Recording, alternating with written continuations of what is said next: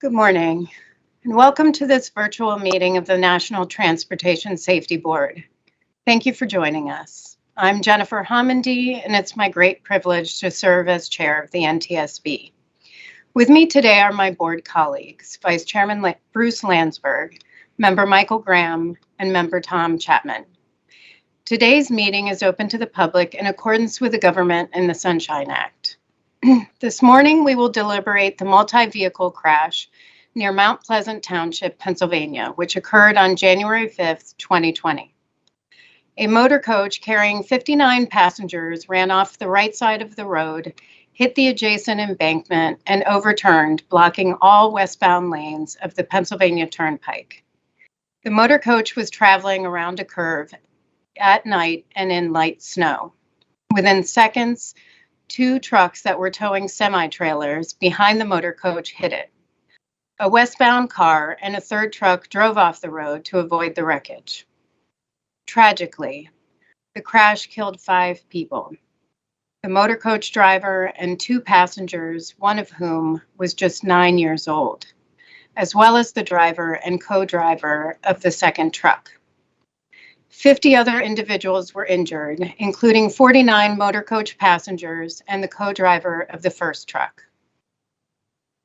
The NTSB investigative team will walk us through the sequence of events in detail shortly, but before they do, I want to share 2 brief points.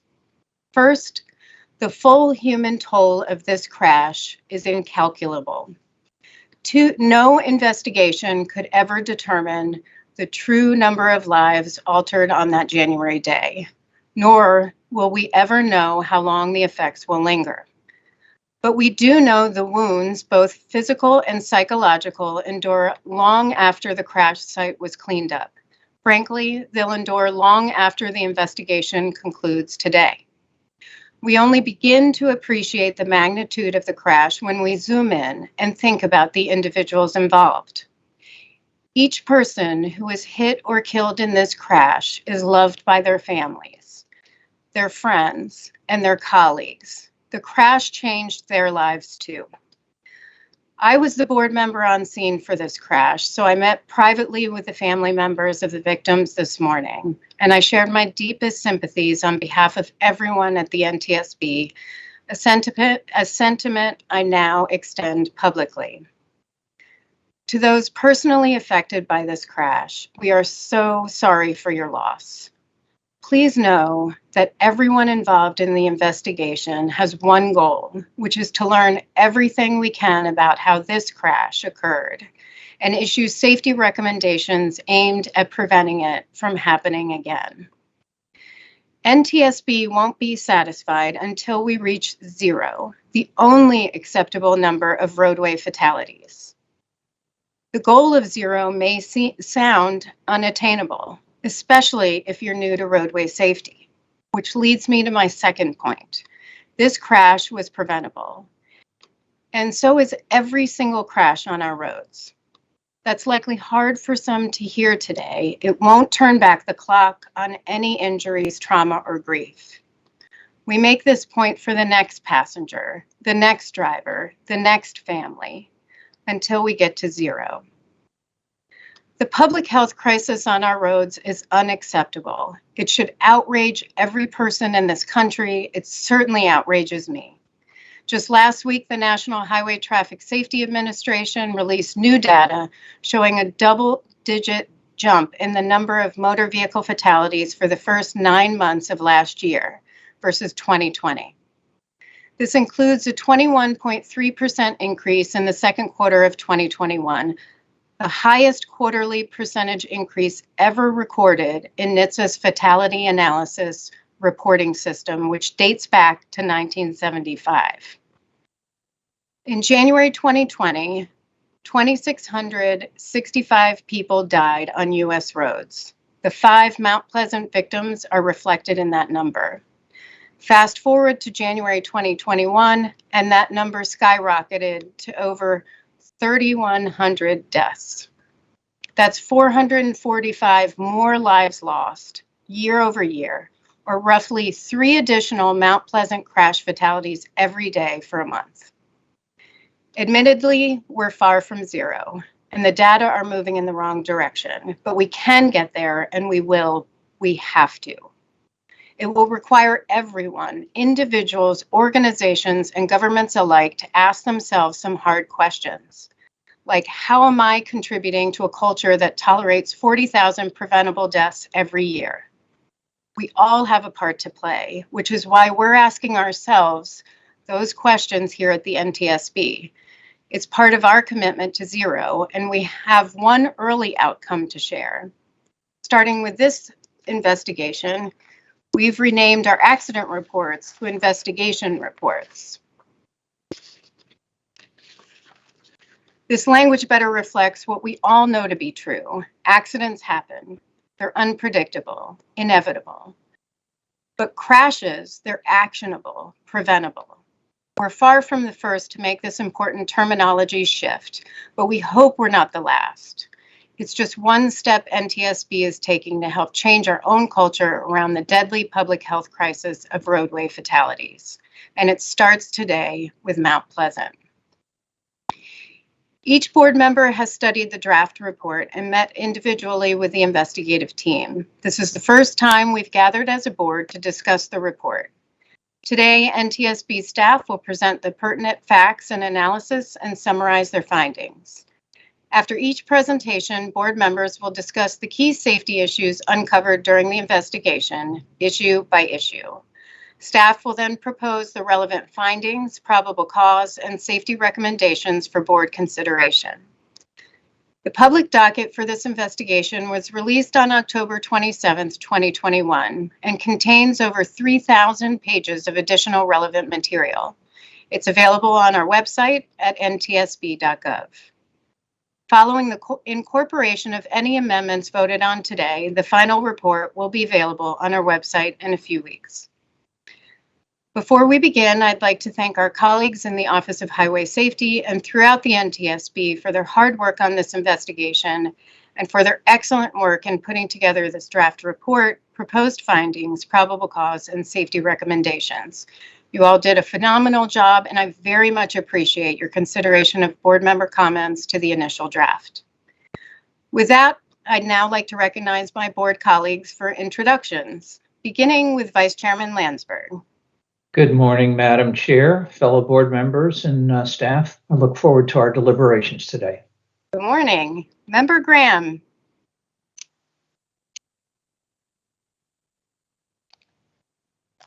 Well, I'll get the camera to work yet. Good morning, Chair, Vice Chair, Member Chapman, and staff. Glad to be here today. To see you. And Member Chapman. Good morning, Chair and colleagues. Look forward to the deliberations today. Thank you very much. I'll now ask Brian Curtis to introduce members of the NTSB team participating in today's meeting. Good morning, Mr. Curtis. Good morning, and thank you, Chair Homendy. And thanks to everyone who helped in preparation for today's board meeting. It's been a real team effort involving multiple staff members from a range of offices. My only administrative announcement this morning is a reminder for the meeting participants to silence all their electronic devices at this time. Now I'll introduce staff for today's meeting, which, unless otherwise noted, are from the Office of Highway Safety. Rob Malloy, Director for the Office of Highway Safety. Robert Aceta, Investigator in Charge. Julie Kang, Project Manager. Bob Squire, Technical Reconstructionist. Sean Curry, Motor Carriers. Kenny Bragg, Human Performance. Dan Walsh, Highway Factors. Jerome Cantrell, Vehicle Factors. Ansar Bachik, Collision Avoidance System Specialist. Tom Barth, Survival Factors. Dr. Mary Pat McKay, Chief Medical Officer from the Office of Research and Engineering. Nathan Doble, Transportation Research Analyst from the Office of Research and Engineering. Sarah McComb, Senior Technical Advisor from the Office of Research and Engineering. Kathleen Silbar, General Counsel for the NTSB. Catherine Catania, Acting Director in the Office of Safety Recommendations and Communications. Barbara Check, Deputy Director for the Office of Research and Engineering. Michelle Beckard, Chief, Multidisciplinary Investigations Branch. Lysandra Garay Vega, Chief, Report Development. Julie Perot, Safety Recommendations from the Office of Safety Recommendations and Communications. Monica Mitchell, Technical Writer-Editor. And Eric Weiss, Media Relations from the Office of Safety Communications and Recommendations. The presentations will begin with an investigation overview by the investigator in charge, Robert Aceta. Good morning, Mr. Aceta. Good morning and thank you. Good morning, Chair Hamady, Vice Chair Landsberg, Member Graham, and Member Chapman. This morning, staff will present a multi-vehicle crash that occurred on Sunday, January 5th, 2020, about 3:30 a.m. In addition to those participating in today's meeting, I would like to acknowledge staff for their support and assistance during the investigation and report development.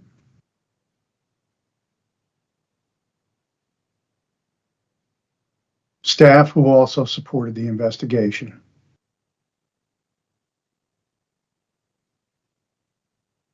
I would also like to acknowledge staff noted here for their support in the production of today's virtual board meeting.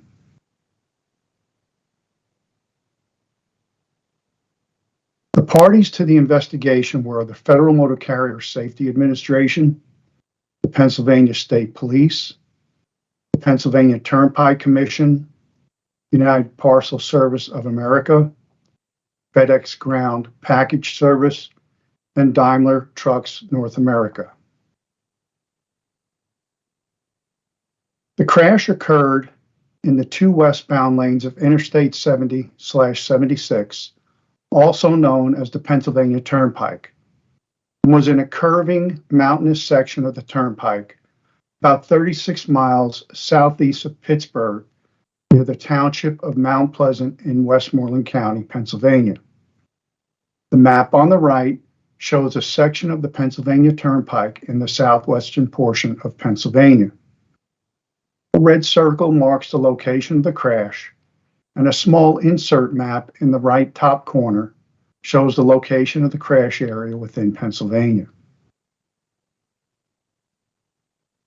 This is an overhead view of the collision location, with labels showing the 5 vehicles involved in the crash: a motor coach, the FedEx tractor and trailer, UPS number 1 tractor and trailer, a car, and UPS number 2 tractor and trailer, all clustered across the full extent of the westbound roadway. This is another aerial view of the crash scene with the vehicles at final rest in the westbound lanes, as indicated by the yellow arrows. The crash location was near the end of the left-hand curve. The east and westbound lanes and the location of one of the 55-mile-per-hour advisory signs are also shown in the photograph. Details of the crash sequence will be described in the next presentation. As a result of the crash, the motor coach driver, 2 motor coach passengers, and the driver and co-driver of UPS number 1 died. About 49 motor coach passengers were injured. The FedEx truck driver was not injured, and his co-driver had minor injuries. The driver and co-driver of UPS number 2, the driver of the car, and the 2 passengers were not injured. None of the following were factors in the crash: the motor coach driver's qualifications, his use of alcohol or other drugs, cell phone use, and evidence was insufficient to establish that fatigue played a role. The emergency response to the crash, including transportation of the injured, was timely and effective. In addition, the mechanical condition of the motor coach, the pavement condition, and the roadway salt treatment used to address the freezing conditions were not factors in the crash.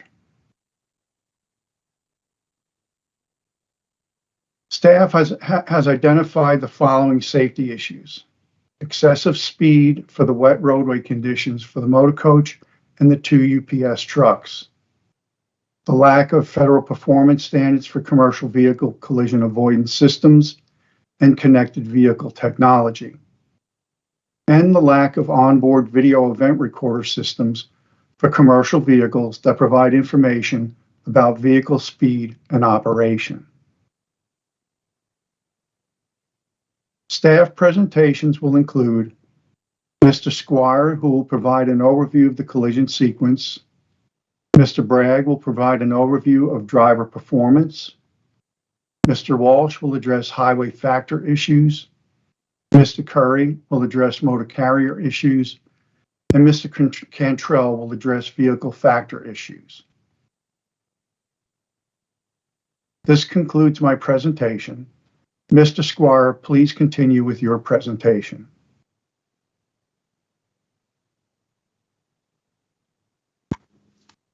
Good morning. My presentation this morning will focus on a review of the sequence of events involved in this investigation, as well as video event recorder systems. The collision events involved a total of 5 vehicles, 4 commercial vehicles and a passenger car.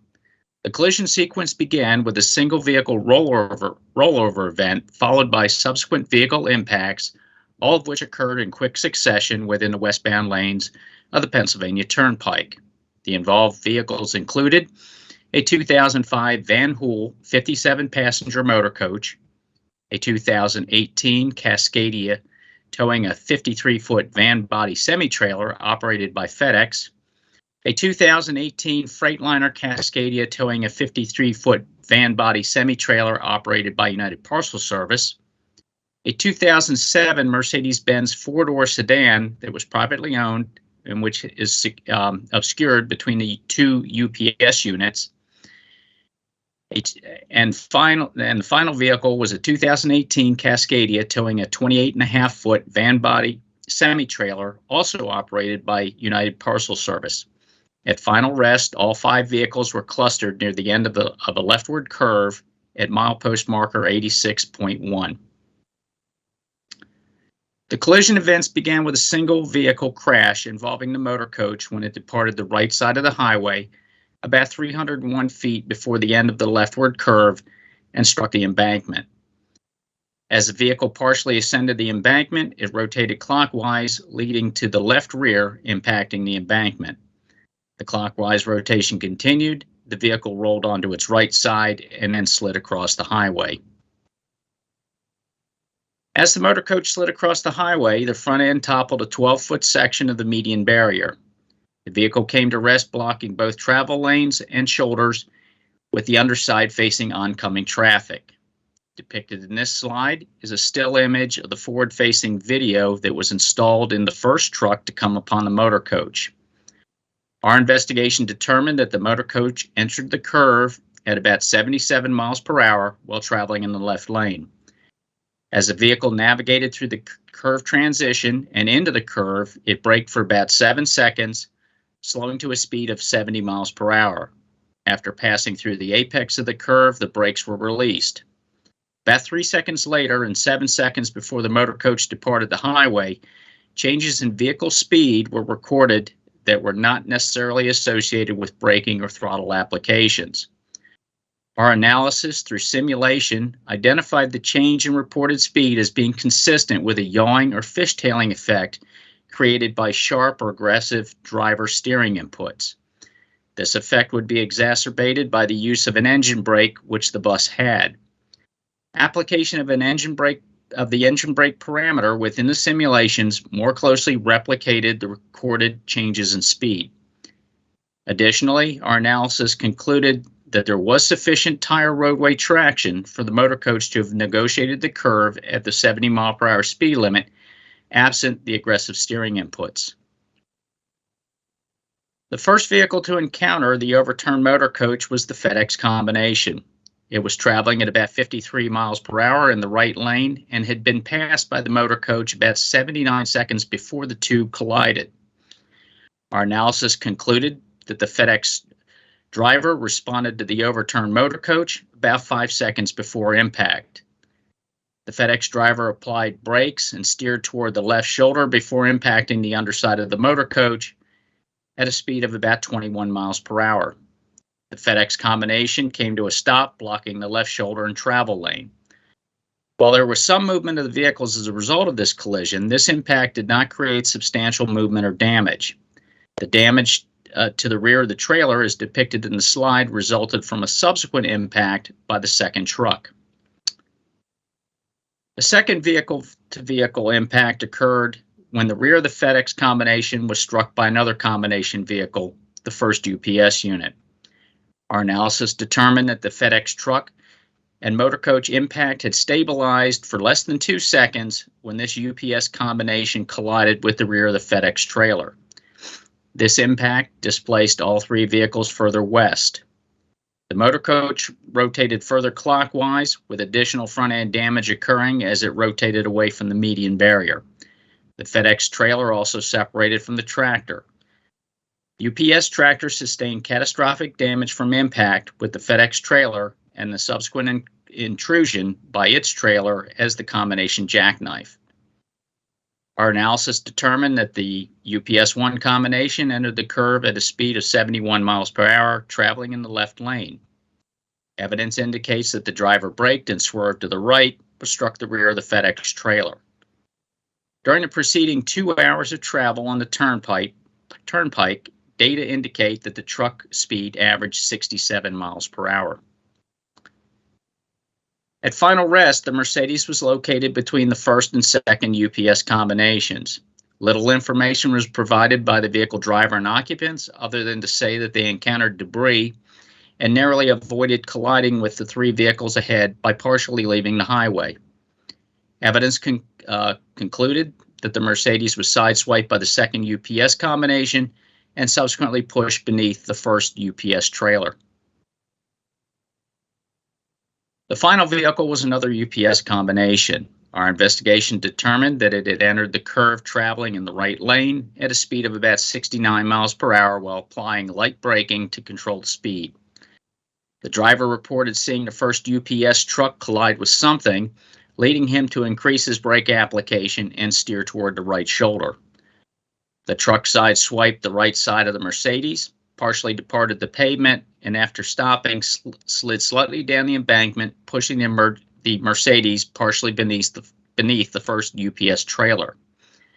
As depicted in the slides, this vehicle sustained contact damage to the left side fuel tank in the adjacent area. During the preceding 2.5 hours while traveling on the turnpike, the truck's average speed was about 65 miles per hour. The onboard video recorder on the FedEx truck provided key information related to the motor coach's speed and lane position as it passed the FedEx truck, as shown in the 2 images on the right. The forward-facing video showed the position of the overturned motor coach across all lanes of travel and the underside of the motor coach as the truck approached. The inward-facing video, along with the parametric data recorded by the system, provided key information that the FedEx driver reacted quickly to an unknown and difficult to observe hazard. Finally, the system recorded the FedEx truck speed and acceleration, which enabled the severity of the initial crash and subsequent crash by the UPS-1 truck to be understood. In contrast, although equipment with the engine control module that collected data about the last stop event, there was insufficient data to determine why the motor coach initially lost control, how the driver performed, including his steering inputs in response to this loss of control, and whether fatigue played a role in the crash. Further, because there was a lack of sufficient recorded data and no inward view toward the driver or instrument panel, a simulation was required to determine that the engine brake was likely engaged at the time of the crash. The NTSB has a long history of investigating highway crashes with vehicles equipped with video recording systems, including a 2008 crash in Mexican Hat, Utah, where the onboard video provided key information on the motor coach's speed and the driver's delayed reaction from fatigue that resulted in the motor coach's loss of control and rollover. The onboard video system in the Port St. Lucie, Florida school bus crash and Kearney, Nebraska motor coach crash were the basis for the NTSB's 2015 report titled Commercial Vehicle Onboard Video Systems. Also in 2009, a crash involving a commercial tractor and trailer impacting the rear of multiple passenger vehicles in Miami, Oklahoma, resulted in 2 recommendations to the FMCSA to require these video event recorders on commercial vehicles and to require motor carriers to proactively use this information to improve driver safety. The NTSB closed these recommendations unacceptably in 2019 because, although barriers were removed for their installation, the FMCSA would not require their installation or use. The Mount Pleasant crash provides critical information on why video event recording systems are needed, especially with the installation of advanced vehicle technologies such as collision avoidance systems. To improve safety, motor carriers must know how drivers are performing, and crashes must have sufficient information to improve these technologies. Staff found that the forward and inward-facing video event recorder system on the FedEx truck provided valuable information about the speed and operation of the motor coach, the hazard presented after it overturned, the FedEx driver's response to that hazard, and the severity of the crashes. Staff also found that these video event recorder systems can provide valuable information on the circumstances of the crash, the vehicle and occupant dynamics, and crash severity.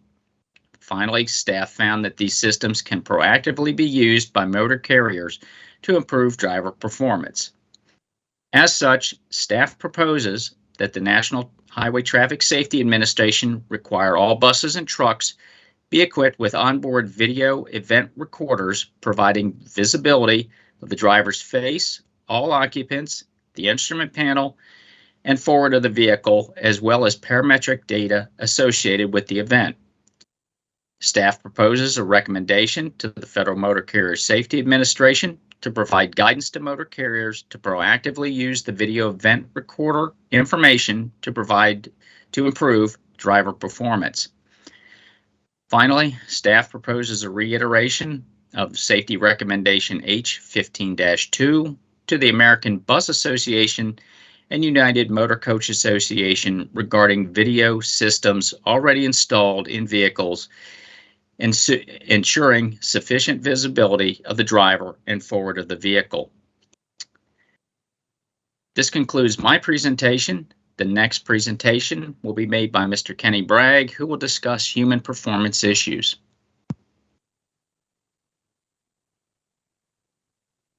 Good morning. I served as the Human Performance Group Chairman for this investigation. This presentation will focus on the factors that influence driver behavior, including the motor coach driver's crash trip, driving in the adverse weather conditions, the motor coach driver's background, and the performance of the commercial drivers in the crash sequence. With respect to the motor coach, the crash trip began as a fixed passenger service route with scheduled pickups and drop-off times from Manhattan, New York to Cincinnati, Ohio. The motor coach departed Manhattan around 10 p.m. and was scheduled to stop in New Stanton, Pennsylvania between 3:45 and 4:15 a.m., where a relief driver will take over the route. The crash sequence began when the motor coach driver reached Mount Pleasant Township, about 10 miles from the completion of his route. When the crash occurred, he'd been driving for about 7 hours. There was insufficient information available to determine the driver's sleep pattern leading up to the crash. As the motor coach reached the area of the crash, the roadway was wet due to light snowfall mixed with rain. According to UPS driver 2, ice had not accumulated on the roadway and he did not feel his combination vehicle slide. Workers from the Pennsylvania Turnpike Commission also observed that ice had not accumulated on the roadway. However, they had treated the roadway for ice as a precaution. Although ice had not formed on the roadway, it has been well established that wet roadways result in reduced traction. Staff considered how the speed of the vehicles in adverse weather conditions contributed to the crash sequence. The Fatal Analysis Reporting System has reported that 25% of speed-related large truck fatalities occur during adverse weather conditions. The Federal Motor Carrier Safety Administration and state licensing agencies issue guidance on safe vehicle operation on wet or icy roadways. Drivers are encouraged to adjust their speed to match weather conditions, increase their following distance to allow for adequate braking, reduce speed when entering curves, and avoid using engine brakes on wet or icy roadways. The Highway Factors presentation will discuss strategies to mitigate excessive speed during inclement weather conditions. At the time of the crash, the motor coach driver had worked for the carrier for about 9 months, but had operated commercial vehicles for 11 years. He held a Class A commercial driver's license with a passenger endorsement and no restrictions. He had last been issued a 2-year medical certification in 2018, which was due to expire in July 2020. About 5 months before the crash, the motor coach driver was cited for exceeding the 70-mile-per-hour speed limit by 14 miles per hour on the Pennsylvania Turnpike, about 24 miles from the crash location. He had previously been involved in 2 minor crashes, one while operating a motor coach. As described earlier in the presentation showing the collision sequence, the motor coach approached the curb where the crash happened at 77 miles per hour. As the motor coach proceeded through the descending curve, the driver applied his brakes for about 6 seconds and slowed to about 70 miles per hour. When the driver released the brake and without accelerator input, the engine brake engaged and continued to slow the motor coach. 3 seconds before the engine control module recorded the last stop event, the motor coach had slowed to 60 miles per hour. With respect to the motor coach driver, staff found that the motor coach was traveling too fast on a wet roadway while in a descending curve. The driver's failure to reduce speed on the wet roadway contributed to his loss of control, which initiated the crash sequence. Simulations that replicated the travel of the motor coach indicated that the driver made steering inputs beyond what was needed to navigate the curve, likely leading to a loss of stability. Although staff found that the loss of control was the result of a combination of driver, steering inputs, and vehicle speed, operation of the engine brake in the curve on a wet roadway would have further increased the risk that the drive axle tires will lose traction and cause the driver to lose control. In response, staff proposes that the American Bus Association and the United Motor Coach Association inform their members of the importance of following the Federal Motor Carrier Safety Administration's guidance on the use of engine brakes in adverse weather conditions, and to include in their members training for drivers. As the FedEx truck entered the curb where the crash occurred, it was traveling about 53 miles per hour in the right lane. This image from the truck's forward-facing camera shows the overturned motor coach as it became visible to the FedEx driver. Inward-facing video shows that the driver reacted quickly. In doing so, he steered to the left and made a hard brake application. Data from the engine control module showed that the truck began reducing speed within 0.3 of a second after the driver detected the overturned motor coach. The FedEx truck had slowed to about 21 miles per hour when it struck the motor coach. Telemetry data from the first UPS truck indicated that the truck was traveling 71 miles per hour in the left lane and 612 feet behind the FedEx truck when it entered the curve where the crash occurred. Information developed by the reconstruction group shows that the FedEx truck had already begun braking for the motor coach when UPS driver perceived the FedEx truck. Although UPS truck 1 driver applied brakes and steered to the right, it was insufficient to substantially reduce speed and avoid a collision. The last recorded speed of the UPS truck 1 before it collided with the rear of the FedEx trailer was 56 miles per hour.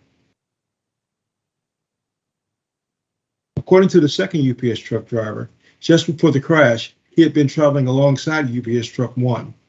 Because his truck was lighter, he passed UPS truck 1 along ascending grades. As the second UPS truck entered the curve where the crash occurred, it was traveling behind UPS truck 1 in the right lane. Telemetry data from UPS truck 2 shows that it entered the curve at 69 miles per hour in the right lane and was 3 to 5 seconds behind UPS truck 1. The driver stated that after entering the curve, he observed UPS truck 1 collide with something and he responded by applying brakes and steering to the right. Consequently, the truck departed the roadway to the right, traveled up an embankment before coming to a rest against the Mercedes sedan. The driver stated that he did not see the Mercedes sedan until after his vehicle came to rest. With respect to the three drivers of the tree truck tractor combination vehicles, staff found that FedEx truck driver's decision to reduce speed on the wet roadway enabled him to maintain control and reduce the severity of the collision. Had UPS driver 1 been traveling at a slower speed before entering the curb, he would have had a better opportunity to avoid or reduce the severity of the crash.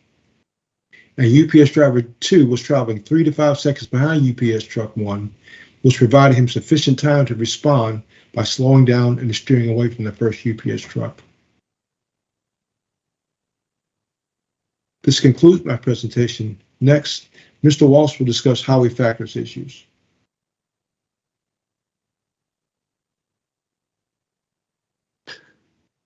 Good morning, Chair Hamady, Vice Chair Landsberg, and members of the board. My presentation gives a brief overview of the highway characteristics and signage on the Pennsylvania Turnpike, hereinafter referred to as the Turnpike. I will also discuss speed limits and the results of speed studies performed by the Pennsylvania Turnpike Commission, hereinafter referred to as the Commission. I will discuss variable speed limit signs and how they could have prevented or mitigated the crash. Finally, I will discuss speed safety cameras as an effective countermeasure to reduce speeding and speed-related crashes. The Turnpike, built in 1940, was one of the first tollways constructed in the United States. The Turnpike has numerous horizontal curves along the alignment, as the one illustrated in the photograph to the right. The crash occurred in the westbound lanes of the Turnpike just beyond a horizontal curve. The horizontal curve had a downgrade slope of 3%. Grooved rumble strips were set into the paved shoulders adjacent to the right and left travel lanes. The westbound lanes were resurfaced in September of 2019, approximately 4 months prior to the crash. A series of 38 signs installed along the westbound lanes preceding the crash site informed motorists of speed limits, changes of grade, and hazards. In addition, a series of 5 dynamic message signs, as shown in the top photograph to the left, displayed the message "Winter weather conditions" and "Use caution." After the crash, the Commission installed a curves ahead advisory speed sign along the westbound lanes approximately 2 miles prior to the curve, as shown in the bottom photograph to the right. The sign contained flashing beacons to warn motorists to reduce their speed to 55 miles per hour, particularly at night. The Commission also installed curves ahead advisory speed signs with flashing beacons at 2 other locations near horizontal curves on the Turnpike. The Commission is currently researching additional ways to warn motorists of upcoming curves through connected vehicle technology. One project is near Harrisburg, known as the Harrisburg Connected Project, that focuses on safety, weather, incident management, and work zone traveler information message applications. The top photograph to the left illustrates the posted regulatory speed limit of 70 miles per hour on the Turnpike. The regulatory speed limit is the maximum speed on a section of highway established by law, and it is enforceable. The Turnpike has about 1,054 miles of straight sections where the posted regulatory speed limit of 70 miles per hour is in effect. The bottom photograph to the right illustrates the advisory 55 miles per hour speed sign that was posted in the westbound lanes in advance of the curve where the crash occurred. An advisory speed is a recommended safe speed for all vehicles operating on a section of highway. However, it is not enforceable. The Turnpike contains 150 horizontal curves covering about 51 miles that have posted advisory speeds of 55, 60, and 65 miles per hour. The posted regulatory speed limit along the Turnpike has fluctuated over the years. Prior to May of 2016, the regulatory speed limit was 65 miles per hour. Today, the regulatory speed limit is 70 miles per hour. Before raising the speed limit, the Commission assessed the safety of the curves. One part of the assessment was determining the design speed of the curves. The design speed is generally understood as the maximum safe speed that vehicles can travel based on driver comfort, given the centrifugal forces acting on a vehicle. The design speed for the curve preceding the crash location was computed at 62 miles per hour. As a result of the assessment, the Commission installed advisory speed signs at all curves where the design speed was less than the 70 mile per hour speed limit.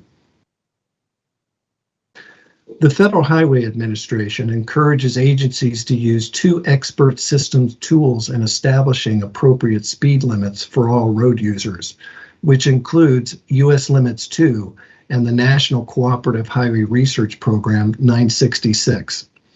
One of the input variables used in both tools is the 85th percentile speed. The 85th percentile speed is the speed at which 85% of the vehicle traffic is traveling either at or below a certain speed. Research has shown the 85th percentile speed is an outdated form of obtaining speed study results that has been in use since the 1940s and has shown undesirable results, such as driving faster than the posted speed. State DOTs and turnpike authorities, including the Commission, have used the 85th percentile speed in establishing speed limits on interstates where vehicles and vulnerable road users mix. It is imperative that the tools available on FHWA's website de-emphasize the use of the 85th percentile speed. NTSB investigators requested the Commission perform a speed study at the curve prior to the crash and at two other curves in the westbound lanes that had similar roadway characteristics.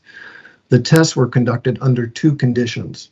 The first condition, which advised motorists about the speed study, and the second condition in which motorists were not advised about the study.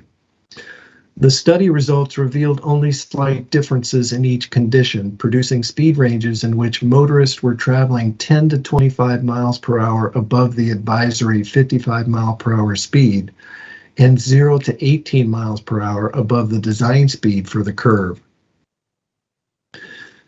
The NTSB has a long history of investigating highway crashes involving speeding, including a very similar crash in 2003 in Hewitt, Texas, also involving a motor coach that was traveling in inclement weather, and a safety research report adopted in 2017 entitled Reducing Speeding-Related Crashes Involving Passenger Vehicles. The NTSB's most wanted list of transportation safety improvements has included speeding as a critical safety issue since 2019 for both heavy vehicles and passenger cars. The Safe System approach aimed at federal and state agencies to eliminate fatal and serious injuries for all road users and strongly advocated by the NTSB contains 5 pillars, one of those being safe speeds.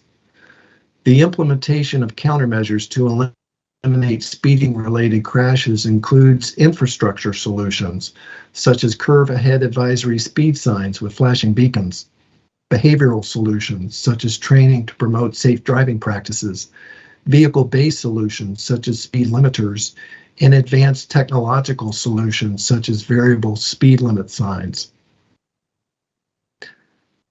Staff found the use of variable speed limit signs is considered an effective countermeasure to speeding because it helps to slow vehicles traveling at speeds that are higher than appropriate for conditions, such as wet weather, by dynamically resetting the regulatory speed limit.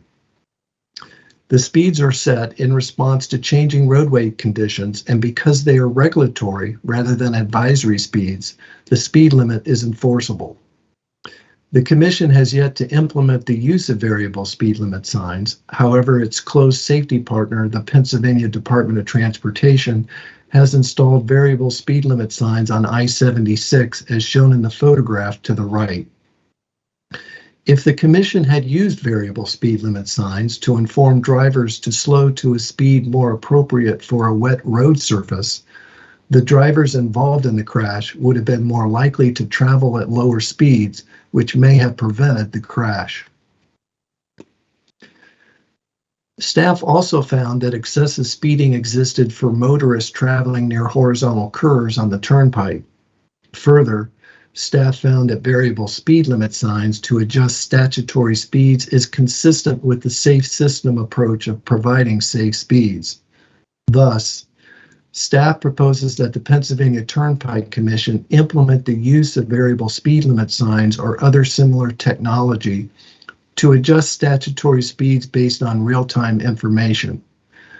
In addition, staff found the 85th percentile speed used in FHWA's tools US Limits 2 and NCHRP 966 to set appropriate speed limits on all roadways is outdated and should be de-emphasized. Thus, staff proposes that the FHWA evaluate the applicability and use of the 85th percentile speed in both FHWA tools for setting appropriate speed limits for all road users. Speed safety cameras are an effective countermeasure to reduce speeding, as the one illustrated in the photograph to the right. The camera captures photographic evidence of vehicle speeding and is a proven technology to supplement more traditional methods of enforcement. The Commission uses speed safety cameras on the turnpike, however, only in active work zones. The Commission found the use of speed safety cameras in active work zones has lowered speeds by 5 to 8 miles per hour on average. The Pennsylvania General Assembly would need to enact new legislation to allow speed safety cameras to be used more broadly on the turnpike. Staff found the use of speed safety cameras are an effective countermeasure to reduce speeding and speeding-related crashes, fatalities, and injuries. In 2017, the NTSB issued Safety Recommendation H-17-32 to the state of Pennsylvania to authorize state and local agencies to use automated speed enforcement. In 2018, the Pennsylvania General Assembly enacted legislation to permit automated speed enforcement in work zones. As a result, speed safety cameras have helped the Commission to lower speeds in active work zones. Staff proposes that the Commonwealth of Pennsylvania seek authority allowing speed safety cameras to be used more broadly outside of active work zones on the turnpike. Staff also proposes to reiterate Recommendation H-17-32 to Pennsylvania so that state and local agencies be authorized to use automated speed enforcement. This concludes my presentation. Mr. Sean Curry will give the next presentation, and he will discuss motor carrier issues. Good morning, Madam Chair and members of the board. As you have heard, there were 3 motor carriers involved in this crash. The operator of the motor coach was Z&D Tour Incorporated of Rockaway, New Jersey. At the time of the crash, the company utilized 8 motor coaches and employed 8 drivers. The carrier ran trips from New York City to Ohio and Kentucky with returns to New York City. The carrier had no alerts in Federal Motor Carrier Safety Administration's Behavior, Analysis, and Safety Improvement categories, or BASICs. The driver of the motor coach was a 58-year-old male who was properly licensed, endorsed, and compliant with the hours of service rules. Z&D Tour is no longer in business, having closed in September of 2020 after not renewing its insurance. The next carrier was FedEx Ground Package Systems, Inc. of Moon Township, Pennsylvania. FedEx leases its truck tractors, utilizing about 66,500 vehicles and 91,800 drivers. The truck tractor and driver in this crash were leased from and employed by Sioux Trucking from Moore Park, California. The driver was properly licensed, endorsed, and compliant with the hours of service rules. FedEx showed alerts in Federal Motor Carrier Safety Administration's BASICs program for hours of service and driver fitness. The carrier for the 3rd and 4th commercial vehicles in this crash was United Parcel Service Incorporated.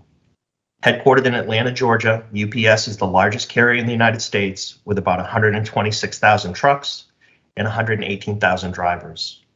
The 2 truck tractors in this crash were leased from Penske Truck Leasing. UPS had no alerts in FMCSA's basics. Both UPS drivers were properly licensed, endorsed, and compliant with the hours of service rules. Between June 1st, 2019 and the day of the crash, UPS Truck 1 underwent 4 diagnostic checks on its software. An active fault code pertaining to the automatic emergency braking system was present in all downloads. A review of the vehicle's data by Daimler Trucks North America revealed a fault with the radar unit, substantiating the diagnostic records. Penske was responsible for this truck tractor's servicing and maintenance. Penske's records show that the issue was annotated in its records first in July of 2019, and again in September, November, and December. The exemplar graphic on the right shows the indicator warning lamp that would have been lit to alert the driver of the issue, indicated by the yellow arrow. Drivers were required by regulation to list certain safety defects that are either they discover or are brought to their attention on a driver vehicle inspection report, or DVIR. Advanced safety systems are not included on the required list. Drivers commonly have the option to list any issues with the vehicle, for example, a non-functioning air conditioner. Staff was unable to locate a driver vehicle inspection report listing the defect. The December maintenance records from Penske also state that the issue was not recorded on a DVIR. Here are 2 separate DVIRs from UPS Truck 1 obtained from UPS's records. Both types were allowed to be submitted to report the condition of the truck. The yellow ovals show the submission dates, November 28th on the left, December 29th on the right. Neither shows any defects or issues reported by the driver. Since the crash, Penske has implemented a program titled Proactive Solutions. This program places vehicles with forward collision avoidance systems, or FCAS, defects or warnings out of service and not allowing them to be operated until they're repaired. The program automatically emails the lessor to inform them of the issue and the status of the truck. From its implementation in May of 2020 to December of 2021, over 6,300 vehicles with these defects have been identified and placed out of service. UPS has changed its driver training and amended their check ride evaluation form to include details on checking for defects in the advanced safety systems. Staff found that maintaining the full functionality of installed collision avoidance systems is critical to vehicle safety, should a situation occur where the collision avoidance is necessary. Staff also found that if drivers report defects or faults in collision avoidance systems on the driver vehicle inspection report forms, repairs can be made more readily, thus improving the operational safety of the vehicle. Staff proposes that the FMCSA recognize collision avoidance systems as systems that are necessary for the safe operation on a commercial motor vehicle and should be on the list of parts and accessories that the driver vehicle inspection report shall cover.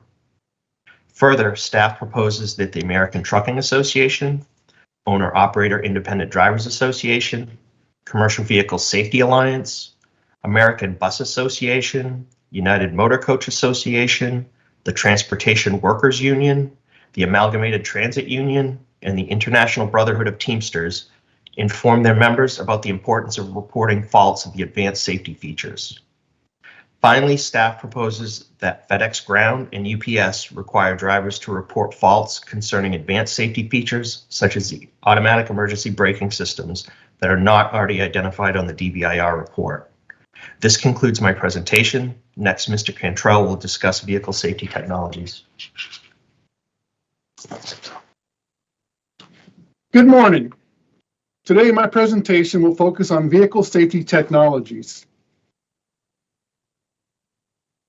I will be providing information about heavy vehicle speed limiters, forward collision avoidance systems, or CAS, and connected vehicle technology, or V2X, and how these systems, either singularly or in combination, may have prevented or at least mitigated the severity of this crash and future crashes.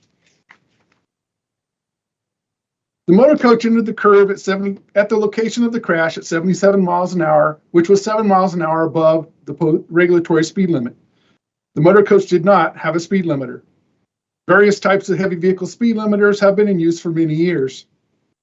There are passive speed limiters, also referred to as governors, which can control the maximum speed a vehicle can accelerate to by controlling the fuel provided to the engine. Maximum speeds are either set mechanically during vehicle manufacturing or electronically through the engine control module, which also allows the motor carrier to set the speed limit.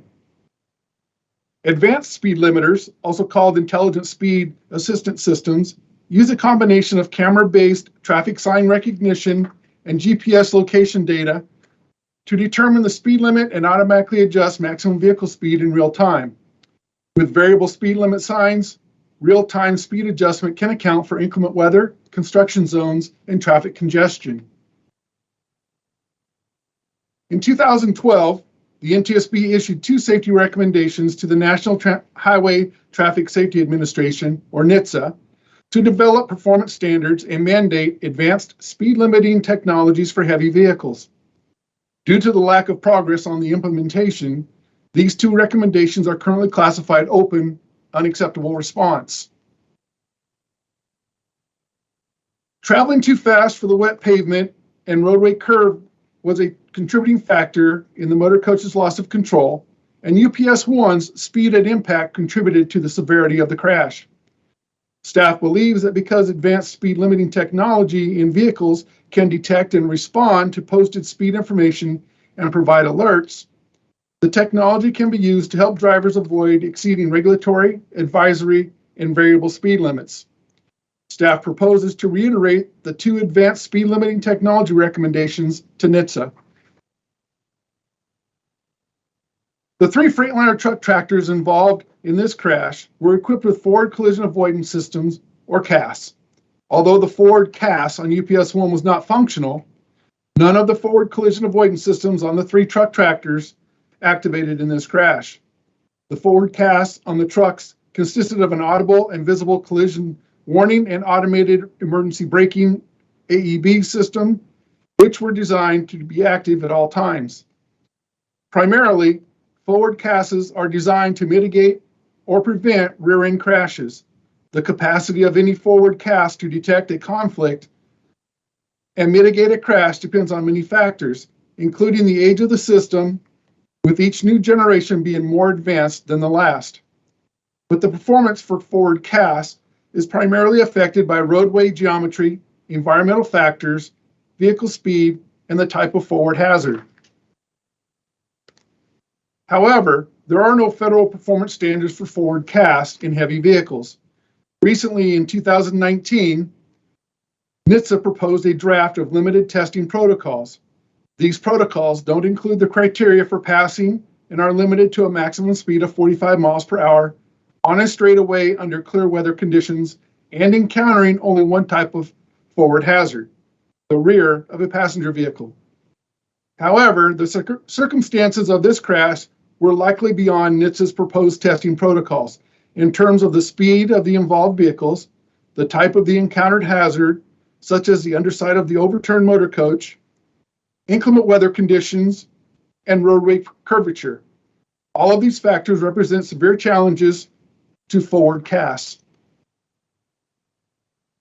Although we recognize the limitations of forward CAS in crashes such as this one, NTSB has long supported this technology in heavy vehicles. Between 1995 and 2015, the NTSB issued more than 24 safety recommendations related to collision avoidance systems. Then in 2015, we recommended to NHTSA that the agency complete as soon as possible the development of performance standards and testing protocols for forward CAS in heavy vehicles. This recommendation remains classified as open, acceptable response. This investigation showed that the forward collision avoidance systems did not activate in this crash, and that the crash parameters were beyond the current system capabilities and currently proposed testing protocols for their assessment. Despite a lack of federal standards, some manufacturers have voluntarily installed the technology. Motor carriers such as UPS require these systems for their fleets.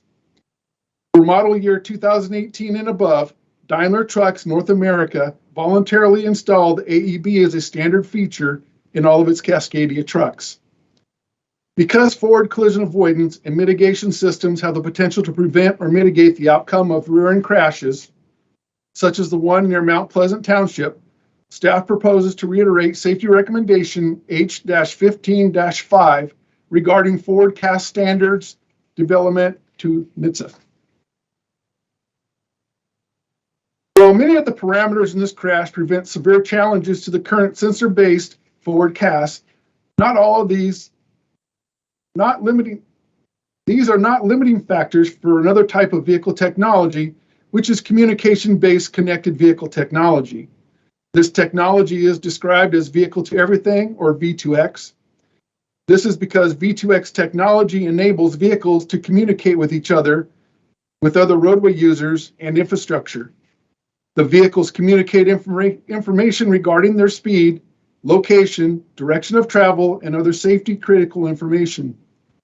The effectiveness of V2X technology is not affected by roadway geometry, line of sight, inclement weather, highway speeds, or unusual orientation of another vehicle, the complex parameters that were present in this crash. Due to its advantages, V2X represents a great complement to sensor-based forward cast. For that reason, the NTSB has long supported connected vehicle technology. In 2013, the board issued 2 safety recommendations to NTSA to develop performance standards and mandate connected vehicle technology in all highway vehicles. Since the issuance of these recommendations, the V2X technology has matured and its effectiveness demonstrated by considerable research. NTSA has made little progress towards implementing the recommendations beyond issuing a notice of proposed rulemaking in 2017. Because V2X can provide alerts between vehicles much earlier than radar or camera sensors, it provides drivers more time and better opportunity to avoid a crash. In the Mount Pleasant Township crash, if connected vehicle technology had been installed on the motor coach and trucks, the technology could have provided information about the overturned motor coach in the roadway to the FedEx truck, UPS 1, UPS 2, and the car, so that the drivers could be alerted to the hazard they were approaching, and the automated vehicle systems or the drivers might have prevented or mitigated the crashes involving those vehicles. It is incumbent upon NTSA to develop minimum performance standards for connected vehicle technology for all highway vehicles. Staff proposes to reiterate 2 recommendations to NTSA to develop performance standards and mandate the connected vehicle technology in all new highway vehicles. The future of connected vehicle deployment is challenged by recent regulatory actions by the FCC, or the Federal Communications Commission. In May of 2021, the FCC issued a final ruling that reduced the available spectrum for V2X applications by 60% down to only 30 megahertz, allocated remaining bandwidth for use of unlicensed devices. Research has shown that not only does interference from these unlicensed devices, such as those using Wi-Fi, exist, but that the extent of the interference may render safety-critical V2X applications ineffective. FCC's final rule impacts the connected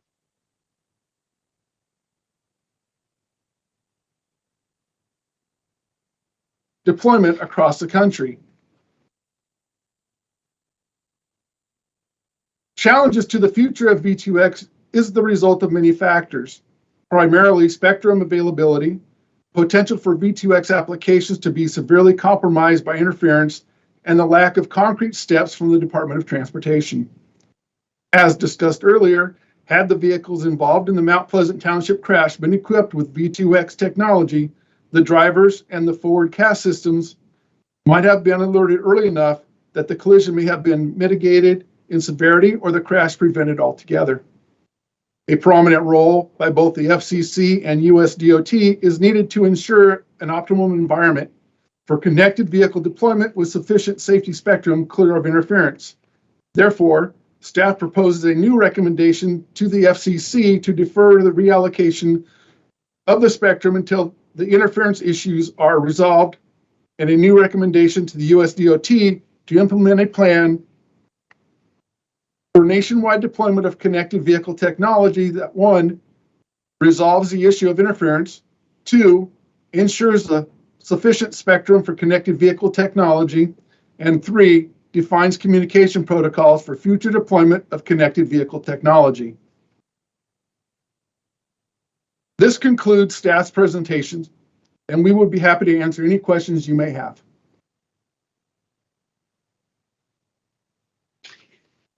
Thank you, Mr. Aceta, Mr. Squire, Mr. Bragg, Mr. Walsh, Mr. Curry, and Mr. Cantrell for your excellent presentations. And thank you and the rest of the team for all your hard work on this investigation. We'll now turn to board member questions, and we're going to focus on three major safety issues NTSB identified in this investigation. First, commercial vehicle speed while driving in wet road conditions. Second, commercial vehicle collision avoidance and mitigation systems. And third, onboard video event recorder systems. We'll also entertain questions on any other safety issue board members would like to raise in a final round of questions before we consider the draft findings. The purpose of this discussion and focused deliberation is to highlight those areas where we believe we can make the biggest difference to improve safety.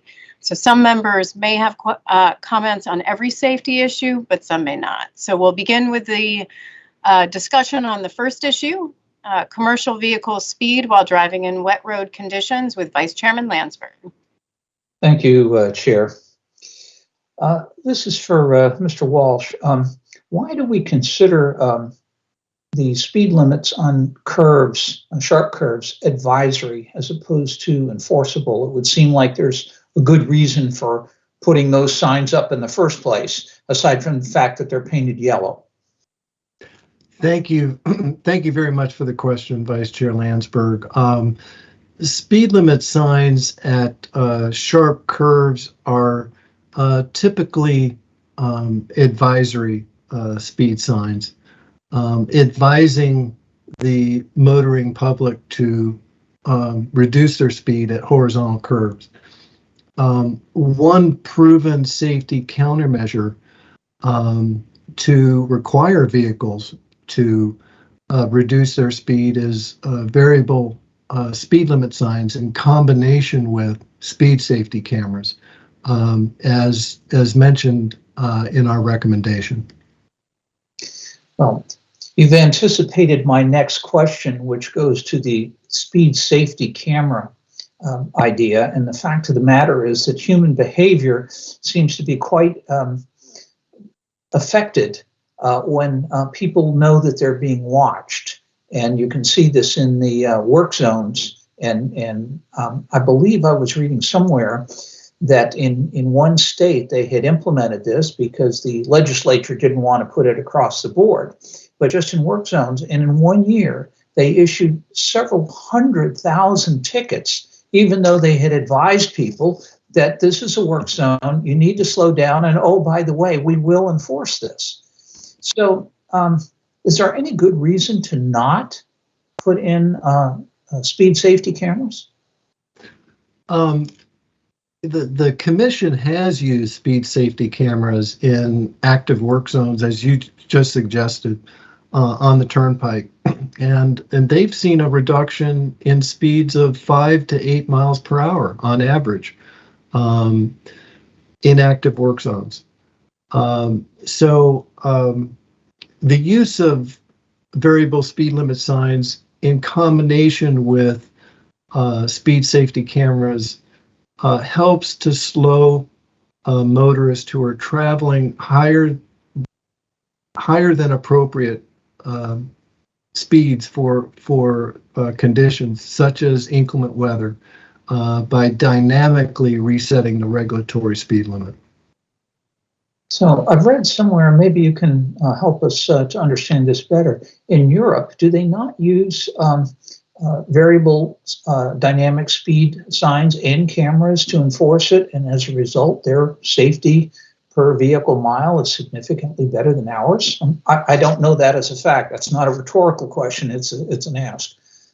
Yeah, I think, Vice Chairman, that in Europe, the research has shown that the speed safety cameras have been highly effective.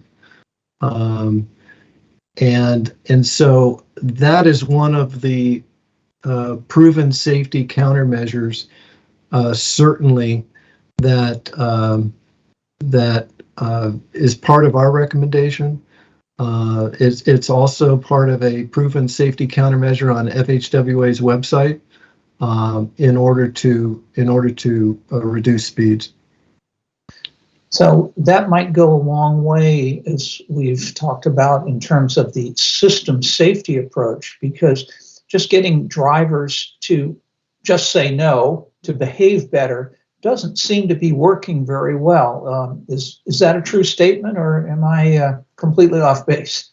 No, I think that's a true statement. And I think the recommendations that we're making in terms of de-emphasizing certainly the 85th percentile speed in the FHWA's tools to set appropriate speed limits will help in that regard. The other recommendations that we're making in terms of variable speed limit signs in combination with speed safety cameras will help in that regard as well. Excellent. Well, thank you very much. Thank you, Madam Chair. Thank you. Member Graham. Thank you, Chair.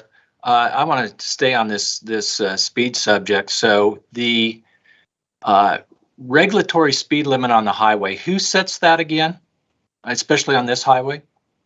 Yeah, Member Graham, the regulatory speed limit by definition is the speed limit on a section of highway established by law.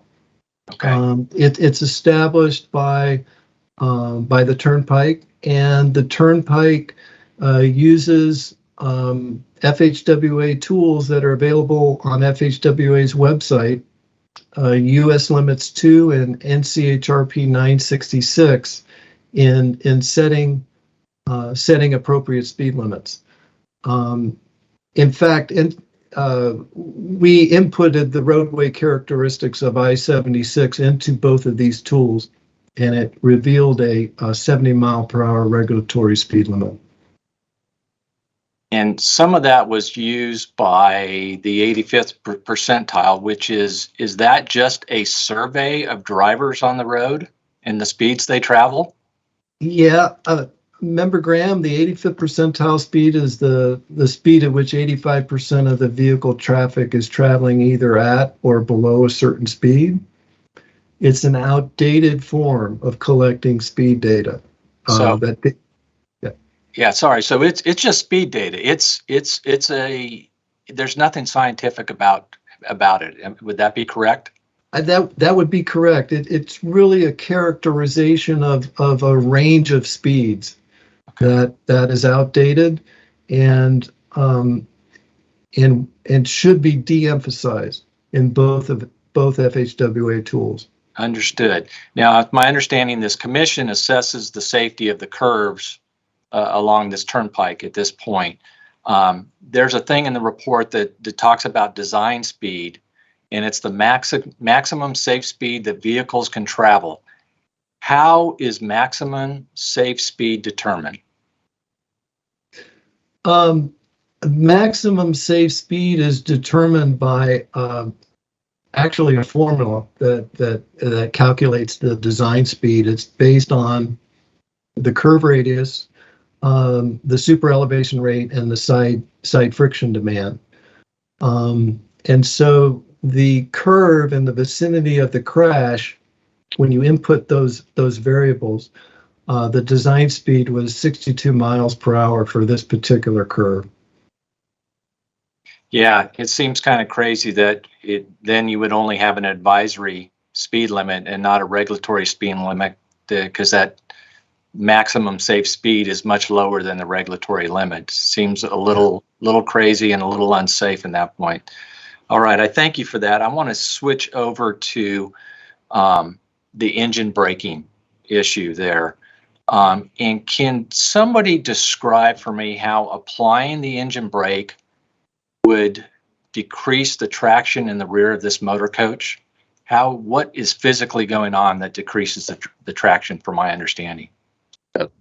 Yes, sir. The engine brakes typically either reduce compression or increase compression within the engine.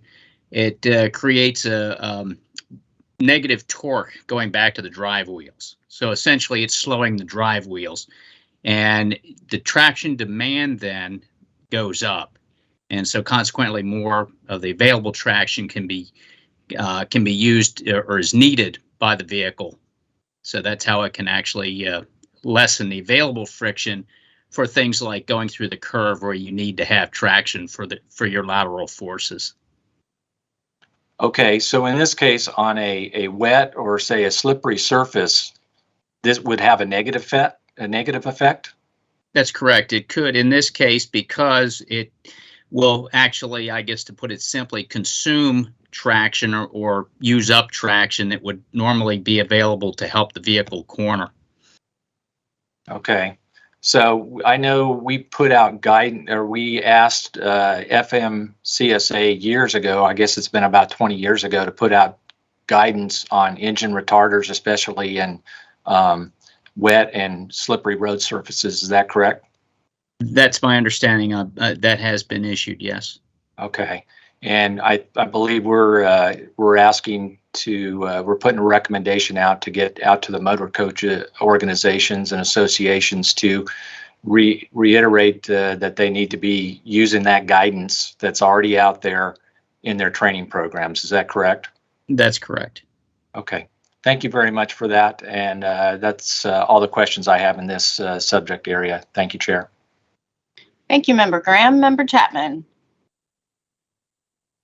Thank you, Chair, and certainly I join my colleagues in expressing profound condolences to those who lost loved ones in this accident. Fundamentally, this crash is about unsafe speed. The stretch of roadway where the crash occurred has a posted speed limit of 70 miles per hour and an advisory speed of 55 miles per hour is recommended in signage preceding the curb. Yet at least two vehicles, the motor coach and UPS 1, entered the curve at speeds in excess of the 70 mile per hour posted speed. This despite the weather and the poor road conditions at the time. I'm wondering, is there research that tells us about the influence of posted speed limits on the actual operating speeds of particular roadways?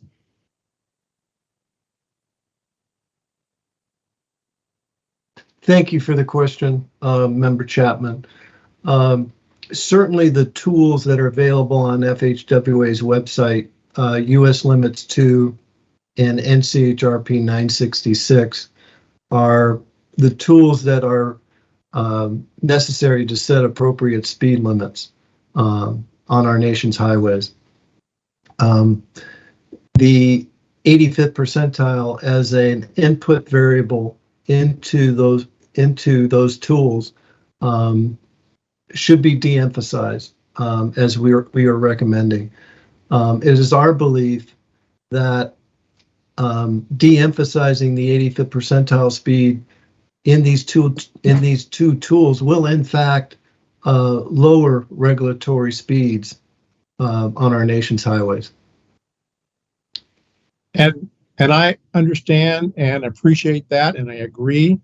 My concern, though, is in this case, as we've seen, we have a posted speed limit of 70, very poor road conditions, and yet we have drivers entering a dangerous curve at speeds in excess of the posted speed limit. Even if we used a better methodology to establish posted speeds, are drivers going to comply with those posted speeds? What impact would the posted speed have had, a lower posted speed have had on this accident? And I know that's kind of an unfair question because we really don't know, but you understand my concern. We have posted speeds and we have people exceeding those posted speeds. Certainly we can debate about how best to set the posted speeds, but somehow we have to find a way to ensure that people are doing a better job of complying. I have a great concern about that, and I don't know that there's an easy answer. I don't think there is an easy answer, but certainly I know you share that concern. You have talked some, I think you touched on this already. You certainly talked about the 85th percentile speed formulation. That goes back a long way. What is the rationale behind the 85th percentile speed formulation, and what's the rationale behind its widespread use? Thank you for the question. It is a characterization of a range of speeds that has been used, that is outdated, that dates back to the 1940s. And it has shown undesirable results, such as speeding over the speed, substantially speeding over the speed limit. So that is why we're recommending to de-emphasize its use in both of the FHWA tools.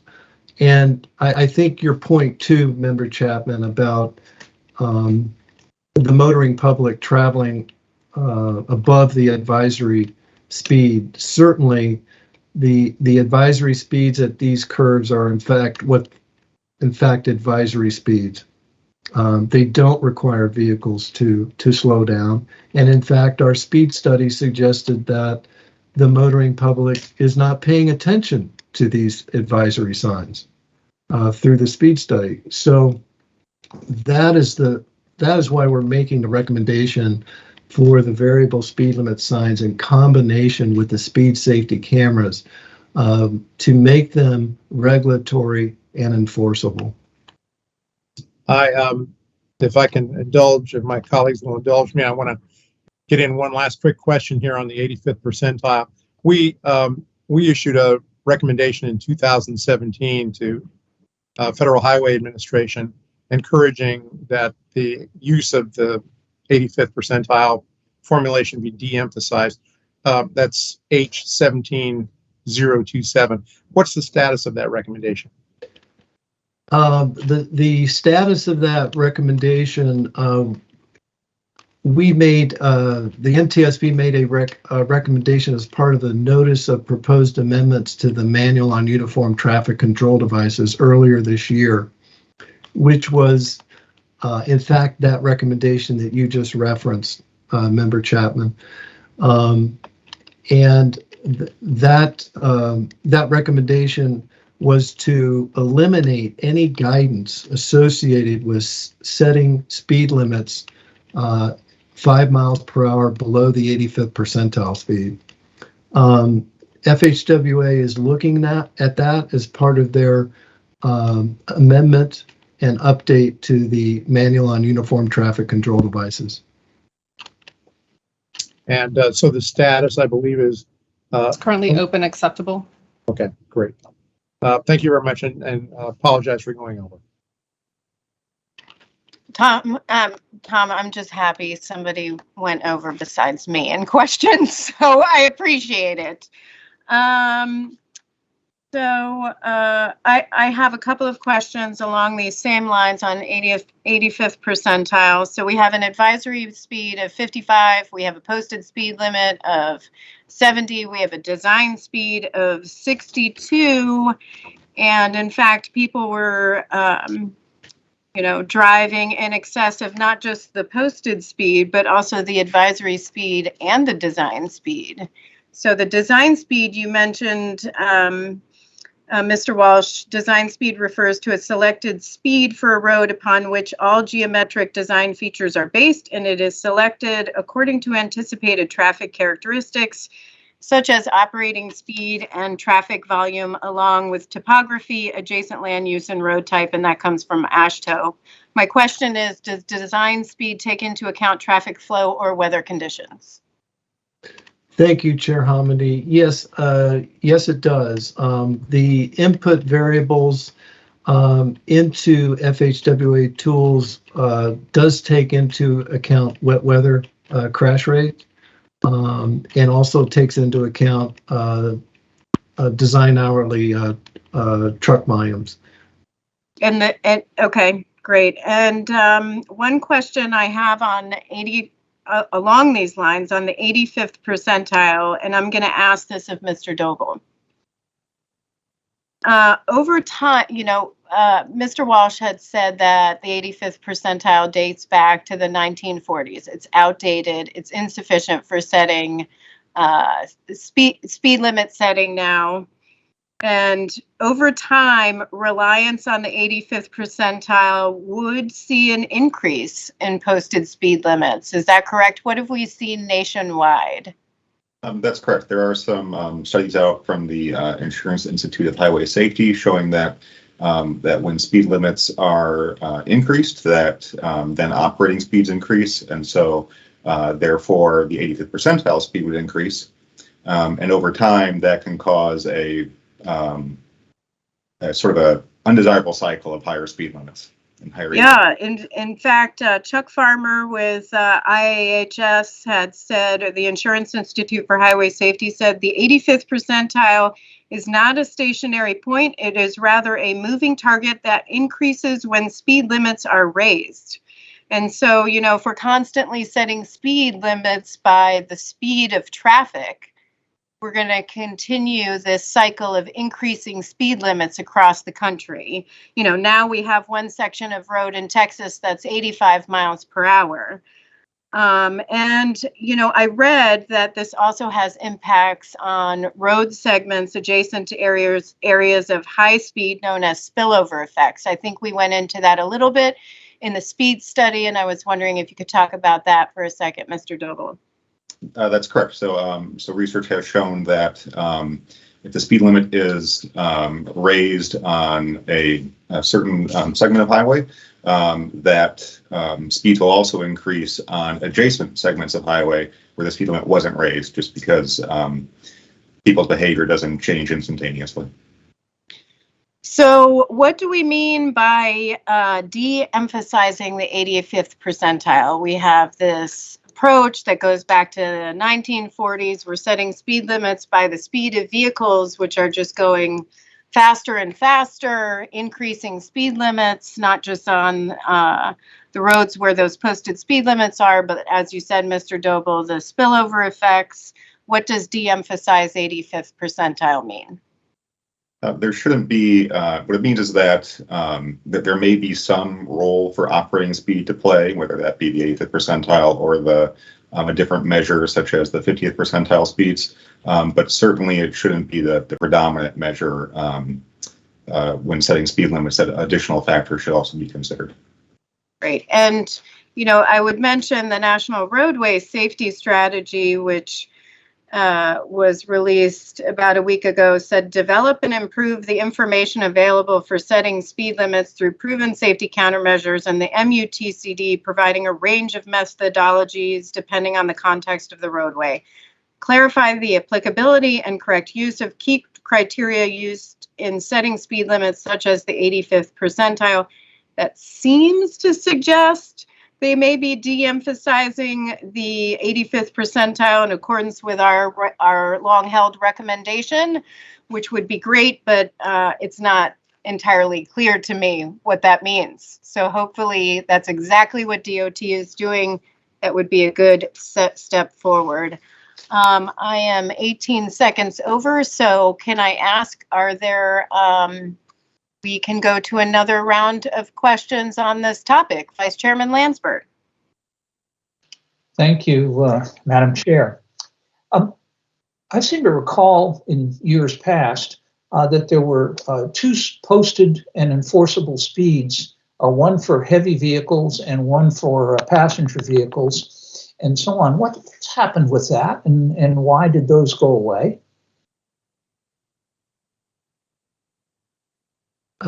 Thank you, Vice Chairman. I believe there are two speeds in use that can be used. I'm not sure how they are used in different states at this time, but I believe that some states do use speed limits for passenger vehicles and for heavy vehicles.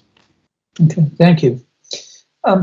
Digging a little deeper into the technology here, could you give us a little background on the actions of the driver of UPS 1 and how on his braking, what was his action there? I think we had data from the tractor telemetry unit, and so how effective was this? And does that sort of make our point that every 5 miles an hour of extra speed starts to make a real difference in terms of stopping distance?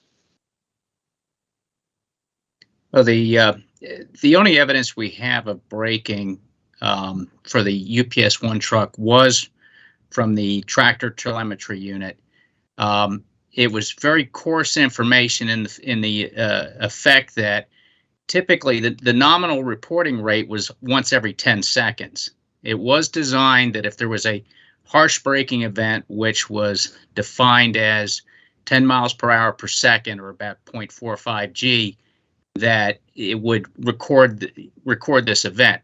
The printout, the data does indicate a condition where we have a reported speed and then an off sequence sample that reports 0 miles per hour, which was consistent with a harsh braking event, but there was no additional data sent with it. So it wasn't conclusive, but the positional data that accompanied that was immediately preceding the area of impact.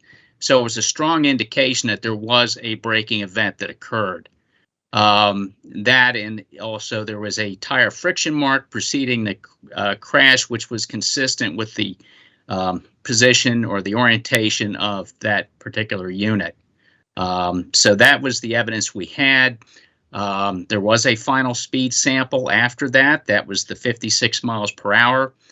The accuracy of that speed sample couldn't be validated, but it does indicate that there was likely a reduction in speed. So all the evidence suggests that there was braking. The impact, damage, the angle, the post-impact travel of the vehicle also indicates that the driver did swerve. So that's the physical evidence that we're presented with. But obviously, speed plays a significant role in the ability to stop. The faster you go, the more distance you need.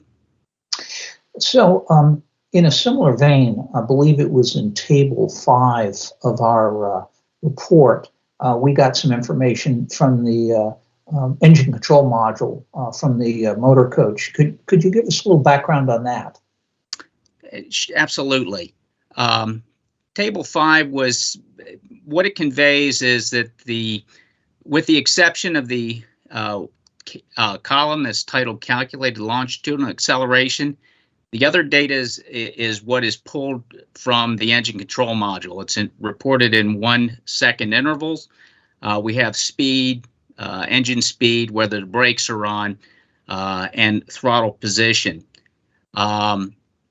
So what we noticed, the data in there is we noticed a change in vehicle speed. We noticed no braking at that time or throttle application.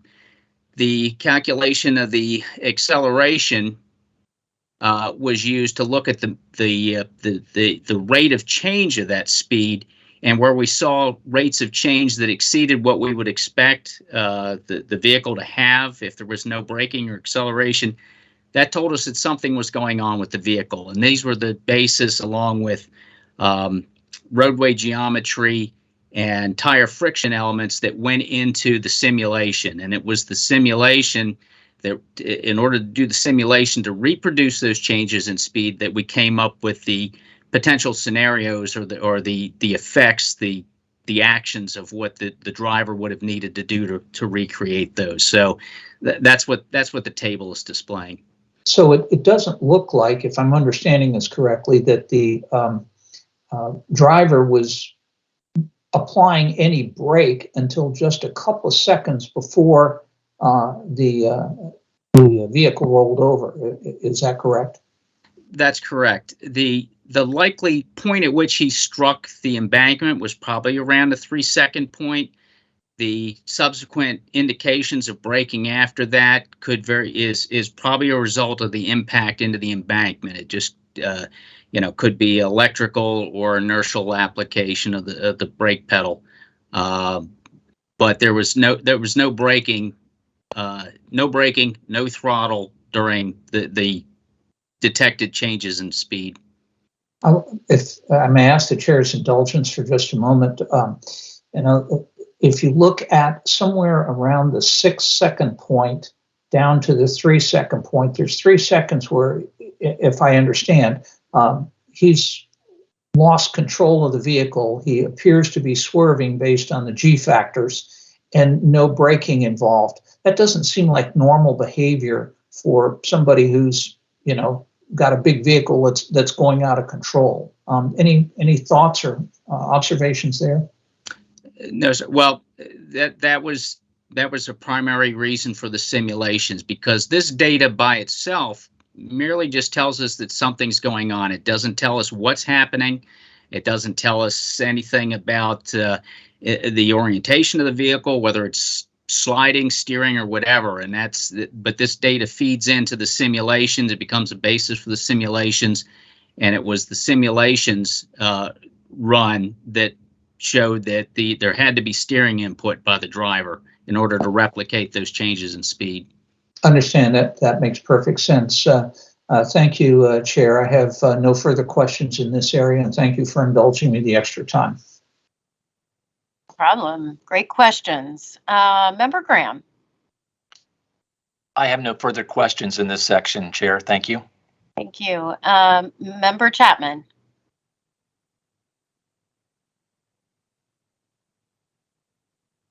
Thank you, Chair. Just a few more questions in this area.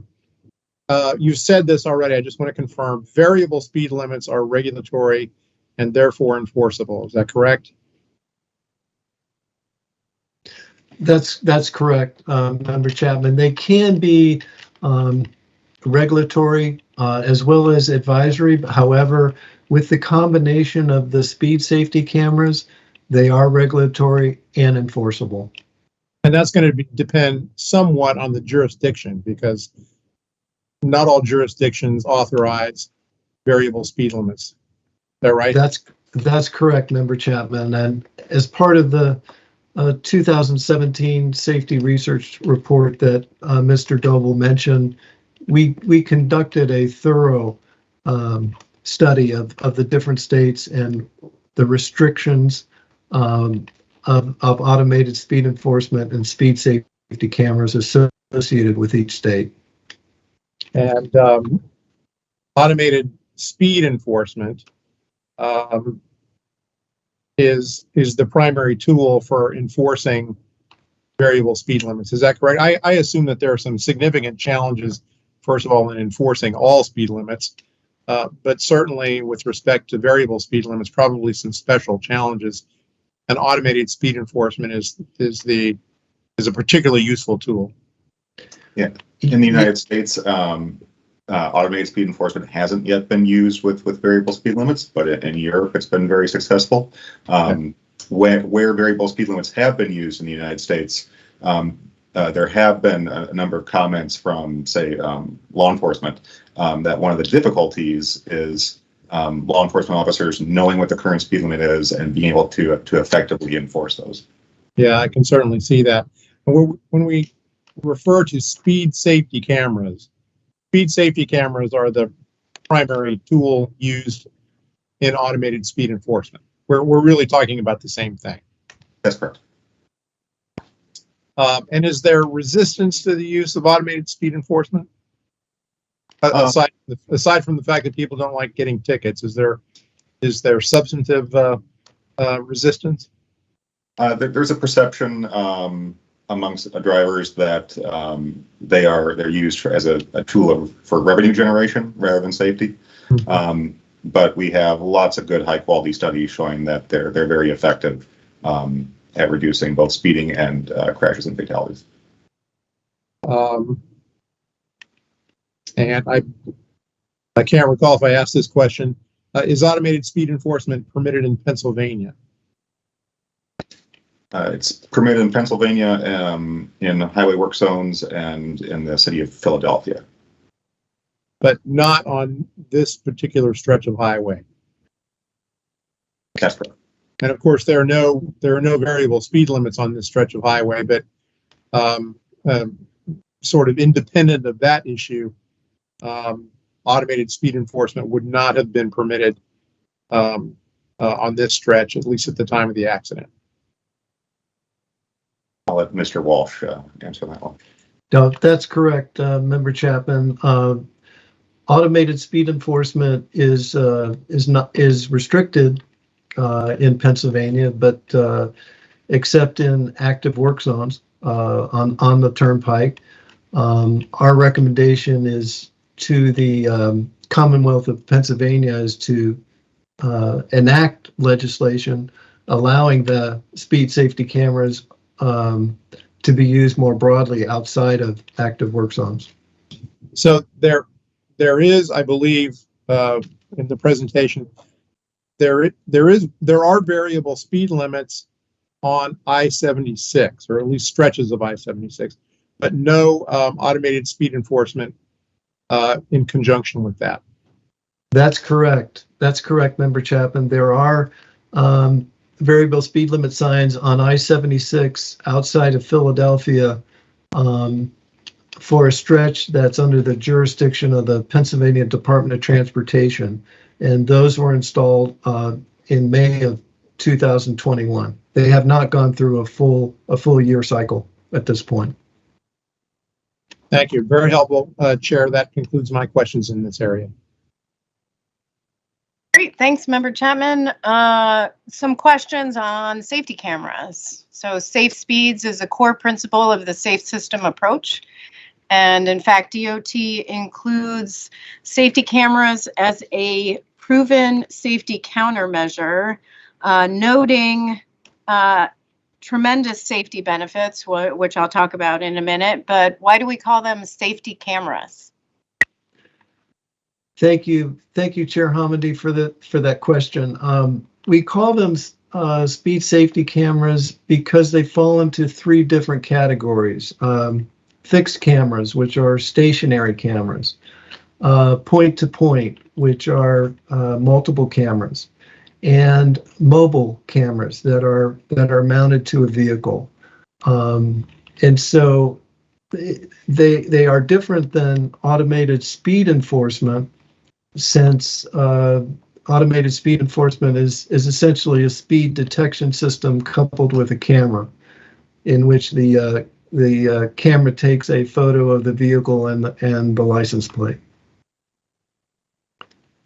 Okay, no, that's good. And I will note that fixed units can reduce crashes on urban principal arterials up to 50%, 54% for all crashes, 47% for injury crashes.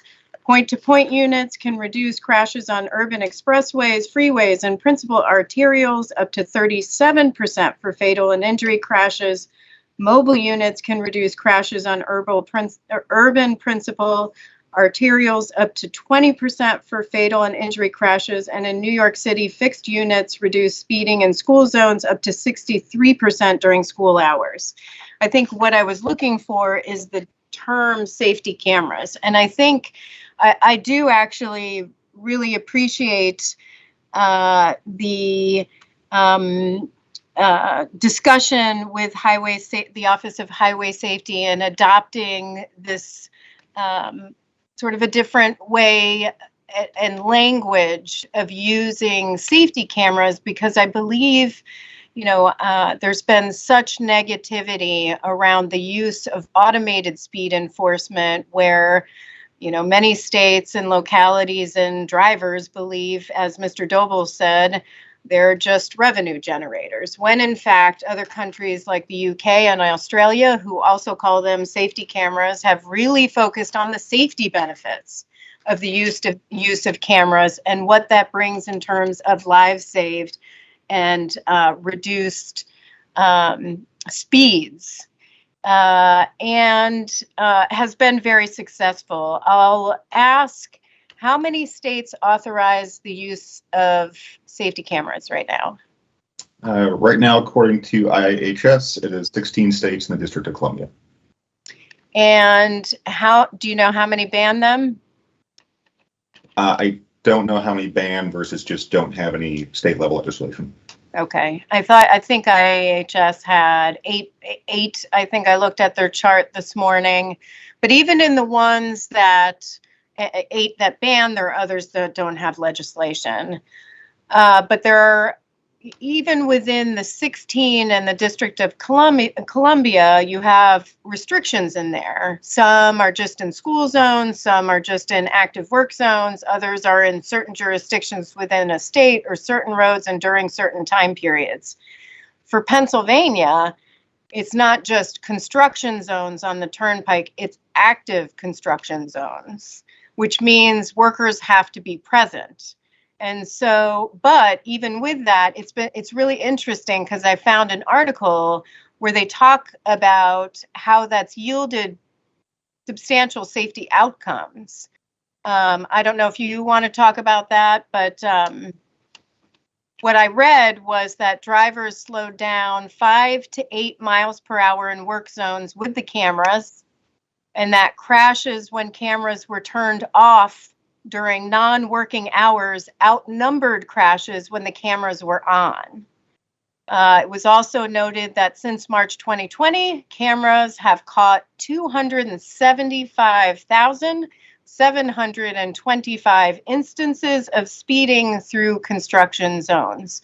I will say that most of those were for warnings as the initial violation. The FAST Act prohibited the use of federal funding for states to use for purchasing, operating, and maintaining automatic traffic enforcement systems, which also includes red light cameras. Fortunately, the Infrastructure Investment and Jobs Act discontinued the prohibition, and last week, Federal Highways issued guidance announcing the funding availability. So I hope states will take advantage of that, but still, public trust is essential to getting states to use safety cameras. And I do have a couple comments on that, but I'm out of time. So I want to make sure that I recognize Bruce before I continue on. Vice Chairman Landsberg. No further questions in this area, Chair, so continue. I checked with Member Graham, Member Chapman. No questions from me. Thank you. Okay, and on public trust, I will say there is a great checklist that AAA, the Advocates for Highway and Auto Safety, GHSA, IIHS, and the National Safety Council developed to help states implement and communities implement successful programs. It includes first steps, identifying problem intersections and roadways. It talks about, signage changes, establishing an advisory committee comprised of stakeholders, which is key, meeting with the media. It includes, making sure the public knows where cameras are, because that automatically, if you know where the cameras are, it reduces the speed of travel through that section. And that's been proven in the use of safety cameras in other countries. And it talks about implementation, long-term strategies. So I would just note that it's a phenomenal checklist, both for red light cameras and for speed safety cameras. I don't have anything additional on speed safety cameras. I do want to make sure for speed limiters, is this the area I raised speed limiters or another issue area? I think it's this one. Chair Hamady, I believe that speed limiting technology will be covered by Mr. Cantrell. Okay, but do I do it in this section, Mr. Malloy, or in the next one when Mr. Cantrell is available? Thanks. Okay. Right. All right. So we will move on to our next safety issue area on collision avoidance systems. The board will now discuss commercial vehicle collision avoidance and mitigation systems, and we'll start with Vice Chairman Landsberg. Thank you, Chair. Mr. Cantrell, could you describe NHTSA's requirements, and I use the term loosely, for collision avoidance systems and maybe the AEB, automatic emergency braking systems? Thank you, Vice Chair Landsberg. Presently, NHTSA does not have any protocols or standards for forward collision avoidance systems for heavy vehicles. What industry is using is the setup for passenger vehicles. So that's why we have reiterated previous recommendations to NHTSA to develop and require, they're to develop and complete, and as soon as possible, the development application of performance standards for the assessment of the forward collision avoidance systems. So let me be sure I understand. The collision avoidance systems that are being implemented on heavy vehicles are essentially using the same criteria as what are used on lighter vehicles. Is that correct? From my understanding.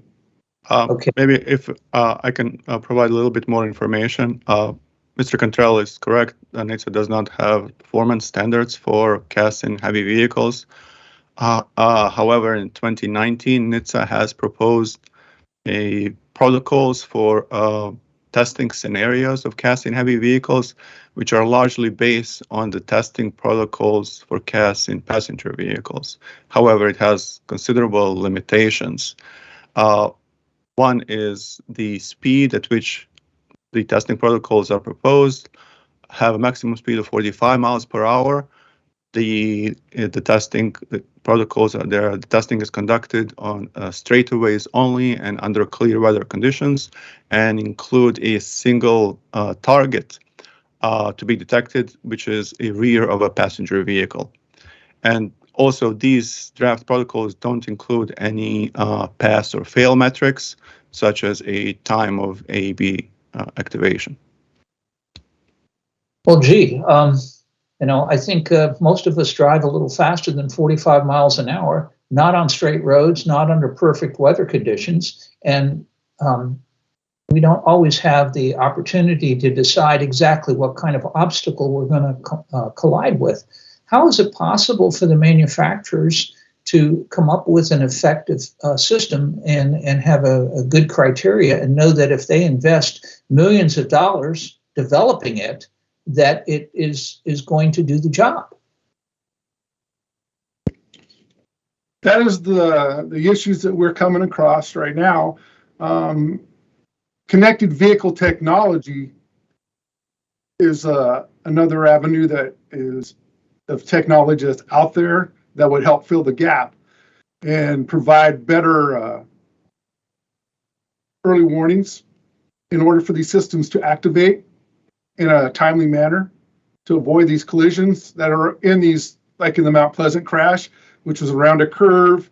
It wasn't line of sight, the hours, the inclement weather, the speeds. So that would help.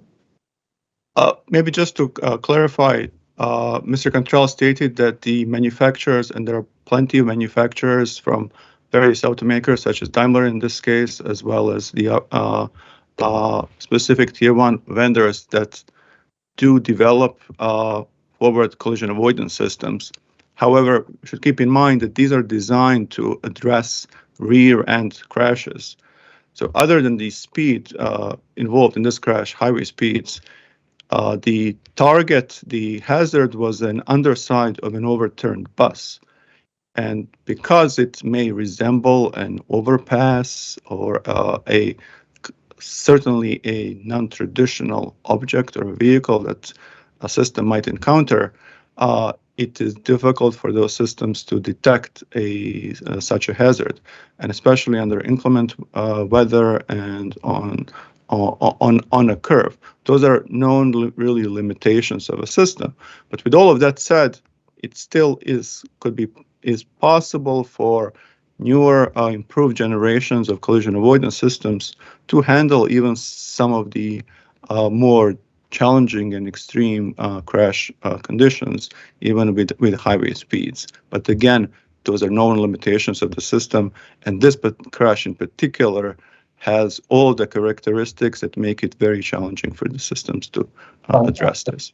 I would commend the manufacturers for doing what they are doing up to this point, but I think it's incumbent upon the federal government to set some realistic standards, and I think we're probably going to get into that. Thank you, Madam Chair.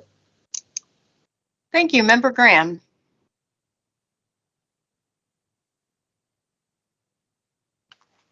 Thank you, Chair.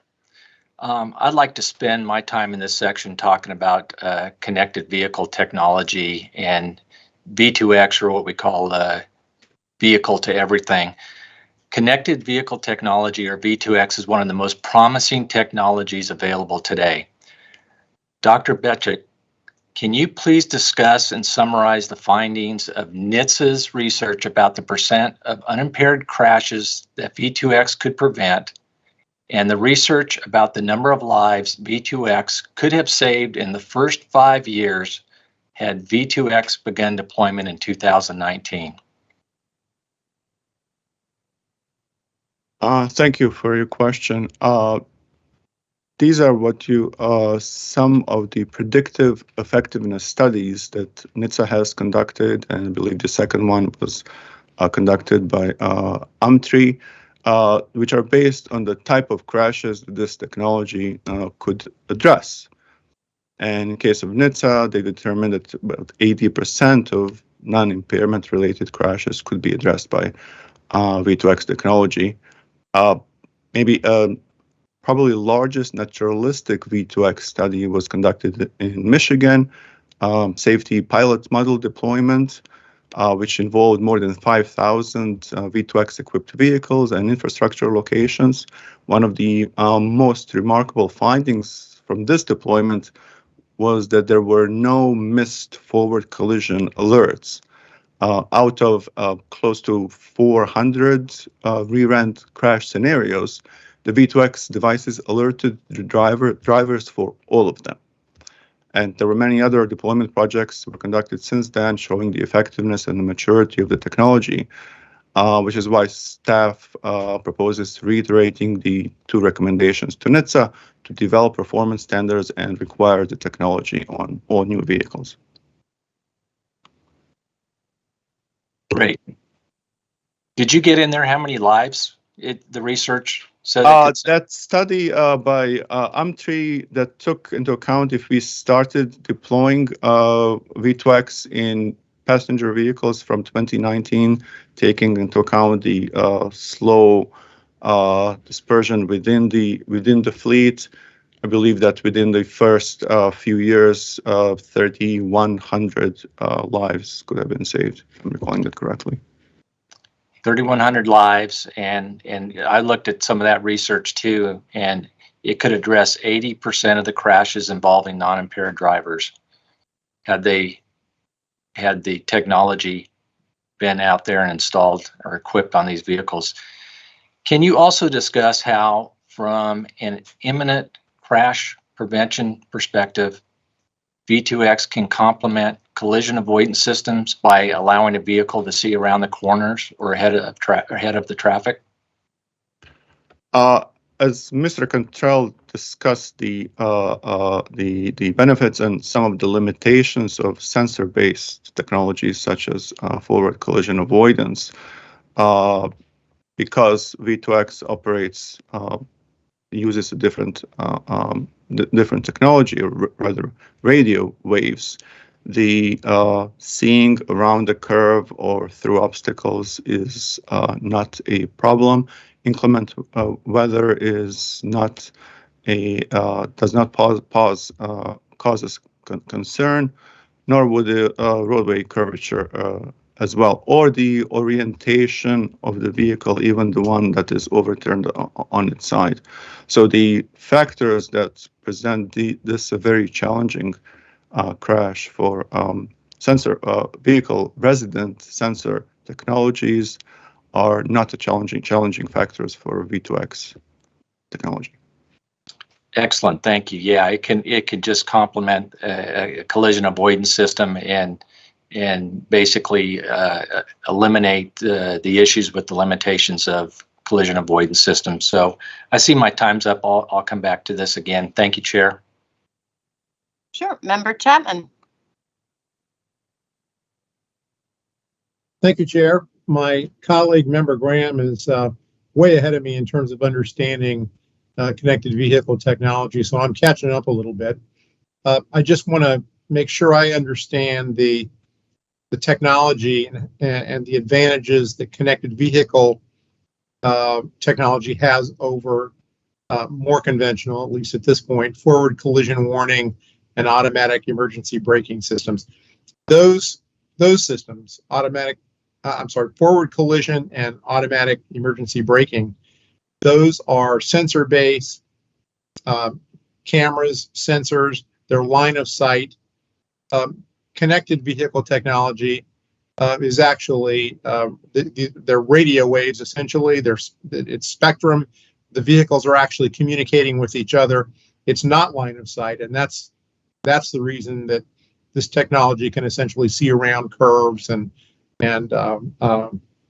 also because it's not reliant on sensors or visual cues, much better able to function in poor weather conditions, such as what we saw in this crash.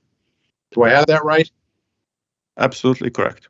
As long as a communication is received, a message is received, the vehicles would know the location, direction, and the speed of each other, which is why I'm sure we'll get into the issue of interference. Why interference with that communication would present challenge to this technology. Well, and that's where I want to go next. So what's the current state of connected vehicle technology deployment in the U.S.? So currently, in terms we can view it from two different sides: the infrastructure deployment and then the automaker vehicle deployment. On the infrastructure side, state DOTs, local municipalities have been instrumenting infrastructure for quite a while, for over 10 years. And with help from ESHTO, ITS America, Federal Highway, ITS Joint Program Office, have been essentially pushing each other, challenging, and through some funding sources from Federal Highway, have been instrumenting various sections of the infrastructure, either intersections or some corridors for either project deployment, but also at the same time trying to utilize it on a local level by equipping perhaps some of the metro buses to help them meet their schedule and to reduce or to improve traffic flow by adjusting speed lights, the traffic signals. In terms of the vehicle automakers, GM is still the only automaker that has a vehicle model, Cadillac CSL, believe equipped with the technology, although based on the FCC's final ruling, GM will be forced to deactivate that technology and will not be able to use its safety benefits. At the same time, there were several other manufacturers, my apologies, that have announced plans for deployment, which are currently in question. And let me ask about the FCC's action. FCC recently reallocated key spectrum for use, which would otherwise have been used for connected vehicle technology. What's the impact of that action by FCC on the state of deployment? The impact affects essentially everyone in transportation safety community, and I mean everyone. But in simplest terms, the impact is dual. by allocating that remainder of the spectrum, the other 45 megahertz, to unlicensed devices such as those using Wi-Fi.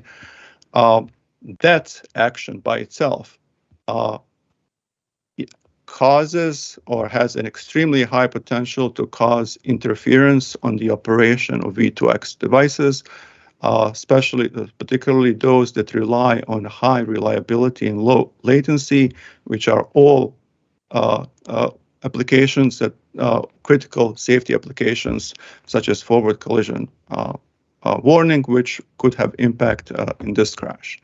The other part of the FCC's ruling is that the reduction of the spectrum itself to 30 megahertz only. Even with a provision of clean channels without any interference, the reduced spectrum has considerable limitations. For example, vehicle to pedestrian or vehicle to other vulnerable road user V2X applications are not possible. And as you know, NTSB has some past recommendations related to those specific V2X applications.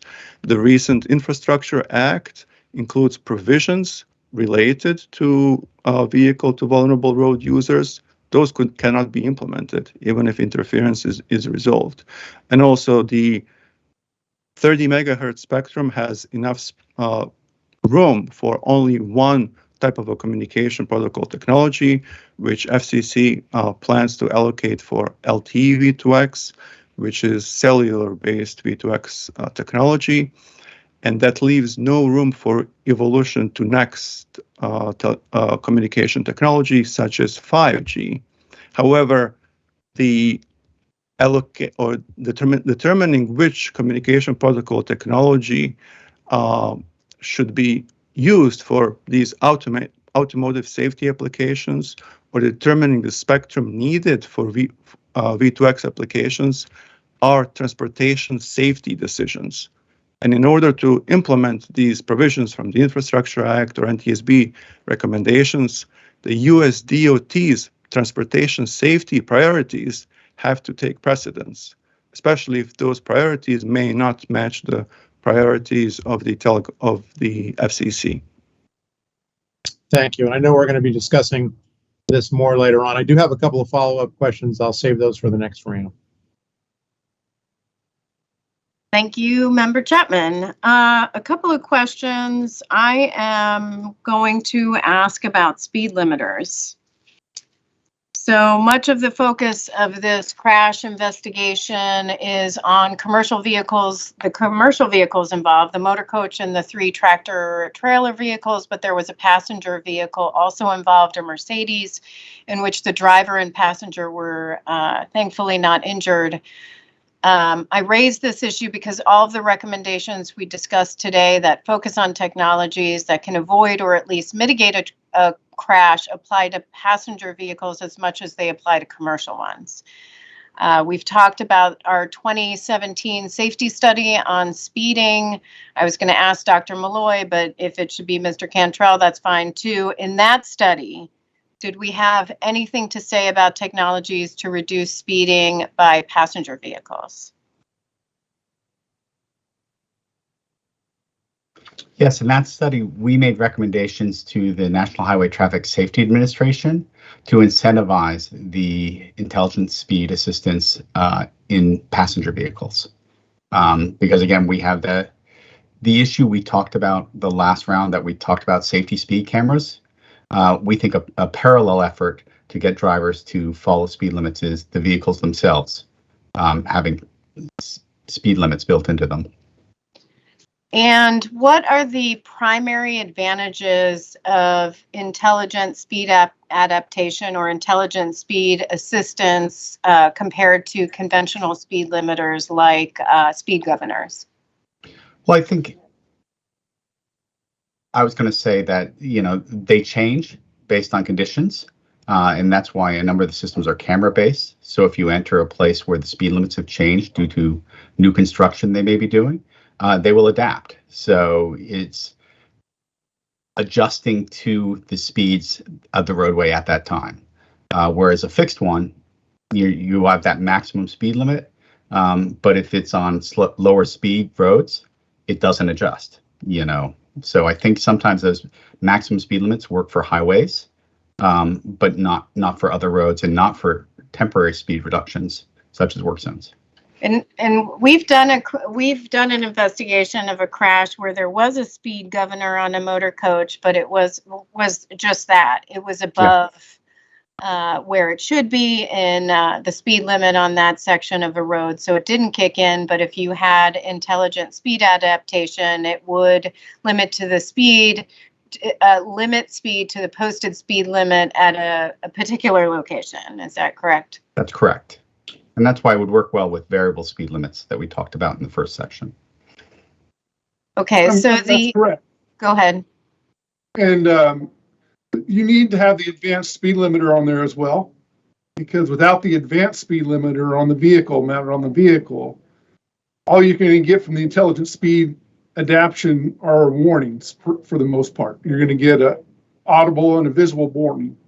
And then the most it can do is it'll give you some throttle pushback or resistance when you reach the speed that the GPS and the speed limit sign camera read. If you exceed that, it'll start making the throttle harder to push. But in order to make it a true speed limiting device, you need the advanced speed limiter on there. That would restrict the engine. It restricts the amount of throttle current going to the ECM, the engine, for the engine, and it maintains the speed at that set regulatory speed, at whatever it is. So if you got a variable speed limit sign, whenever it lowers, the vehicle speed is going to lower. Great. And we issued safety recommendation H1724 to NHTSA and suggested that it incorporate intelligent speed adaptation in the new car assessment program. The recommendation, I believe, is classified open, acceptable, alternate action, but was NHTSA open to the idea of including intelligent speed assistance technologies in the NCAP? I think they were more resistant to that. I think they were proposing an alternate approach to incentivize, but I think we believe that the NCAP is the best source of incentivizing vehicle development. Yeah, in fact, in the 2017 response, NHTSA stated, NHTSA believes that consumers are unlikely to use the information we may provide about intelligent speed adaptation in a way that will encourage manufacturers to provide the equipment. However, as this technology matures, NHTSA will revisit whether providing consumer education about ISA outside of the NCAP program would be appropriate. I think it's interesting, and if you don't mind, I have one more or two more questions. The European NCAP does include intelligent speed adaptation technology in its vehicle assessments, doesn't it? And Yes. Our European colleagues actually went even further because they had it in their Euro NCAP, and now it's mandated. So can you talk about that? Go ahead. I can address the thanks. European requirements. Starting summer of this year, all new vehicle model types will be required to have intelligent speed assistance system equipped, and the rest of the new vehicles, the requirement begins in summer of 2024. However, the European implementation of the intelligent speed assistant is somewhat passive. It offers 4 different mechanisms of implementing the technology. 2 are providing warnings. One is visual auditory, the second is haptic. One provides a pushback on the accelerator pedal, and the fourth one affects the engine propulsion. But all 4 of those are stated, are designed to be easily overcome by a driver. So their implementation is pretty weak. In their consultation with various automakers, they stated that they want to start slow, and in next 1 or 2 years, they would try to find ways of making the implementation become more rigid to either allow the or going over the speed limit to make it a little bit more challenging, or to allow exceeding the speed limit only for short durations of the time. So they're being very, very cautious about their implementation. As Mr. Cantrell stated earlier, the intelligent speed assistance can have a range of applications. European one is starting pretty somewhat passively, and it could go all the way up to acting as a dynamic, intelligent, hard speed limiters that matches the speed limit of the roadway. Okay, great. I'm well over time. So Vice Chairman Landsberg. No further questions for this round, Chair. Member Graham.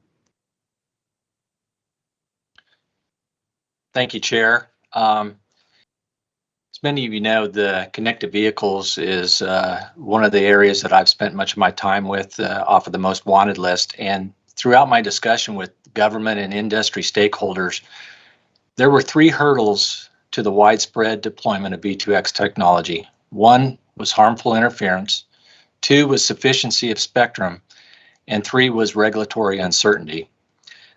I want to go back to the harmful interference section that my colleague, Member Chapman, was asking about. And as a reminder, when the FCC shrunk the safety spectrum from 75 to 30 megahertz, they also allowed unlicensed devices to operate in the surrounding bands. This opened the likelihood for harmful interference. Dr. Betchick, can you provide a short overview of the research that demonstrates the likelihood for harmful interference in the safety spectrum? Thank you.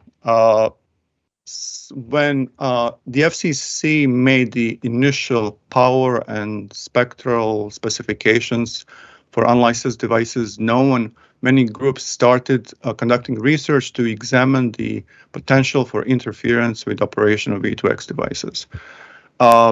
In short, research shows that with the presence of unlicensed devices in the vicinity of, let's say, 2 V2X equipped vehicles, the message error rate between those 2 vehicles goes well above the maximum allowed error rate for safety critical operations, which is 10%. And when unlicensed devices are turned off, the message error rate drops to 0. For example, NHTSA conducted research on the impact of interference on the operations of DSRC devices, while CAMP Consortium and Ford conducted research examining interference on LTE V2X devices. For example, related to the parameters of this crash, Ford has shown that the effective message range dropped from 600 meters to 135 meters, I believe, which would make V2X applications such as forward collision warning, which would have been useful in this crash, ineffective. Considering that the FCC stated in their final ruling that the emissions from the unlicensed devices would not cause interference with V2X applications, staff believes that it is essential for US DOT to take the leadership on this transportation safety issue to ensure that the needs of transportation safety community are met and various V2V and V2I applications are actually usable. Thank you for that. As the research demonstrates, there is a likelihood for harmful interference in the safety spectrum in the remaining 30 megahertz. The NTSB is focused on imminent crash prevention aspect of V2X technology. For V2X, this functions by quickly sending signals between vehicles and involving vehicle controls, applying brakes, or taking other active steps to avoid a crash. These applications, like the doctor said earlier, rely on low latency and high reliability. There must be a high degree of confidence that the signal is accurate, protected, and secure. Ensuring the safety spectrum is free from harmful interference is critical to realizing the safety benefit of V2X. It must be done first. I'd like to make a statement too about sufficiency of spectrum at this point, since I have a little bit of time left here in this round. In May of 2021, the FCC finalized a ruling that shrunk the available spectrum by 60%. This action, as the doctor had said earlier, devastated stakeholders and halted deployment efforts. ITS America released a report specifying the large number of safety applications that are not possible in the remaining spectrum. Among the applications that are not possible are those critical to the development and deployment of AVs and enhanced mobility. However, if the remaining spectrum is free from harmful interference, there's likely enough to begin moving forward. Right now, connected vehicles development has been pretty much stalled or halted. What we should be looking for from the NTSB is moving this promising technology forward. I see my time is about up. I have at least one more round, Chair. Thank you. Thank you. Member Chapman.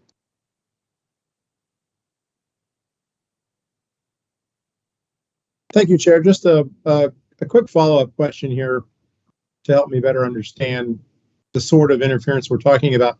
What are some examples of the kinds of unlicensed devices which might be the source of potential interference with connected vehicle technology? So some basic example would be a hotspot. For example, an CAMP consortium has actually conducted research to examine the interference from vehicles' own hotspot, because many of the newer vehicles can have their own hotspot. And that interference from vehicles' own hotspots reduces the effectiveness of one of the V2X applications, which was intersection movement assist, reduces the effective speed of other vehicles, I believe, from about 60 miles per hour to less than 30 miles per hour, which would make that application unusable for county roads and rural intersections that have stop signs. So, for example, my vehicle doesn't have its own hotspot, but my son sitting in the back seat working on his laptop, doing homework and connecting through the hotspot on his telephone. That's the sort of thing that could have an impact even on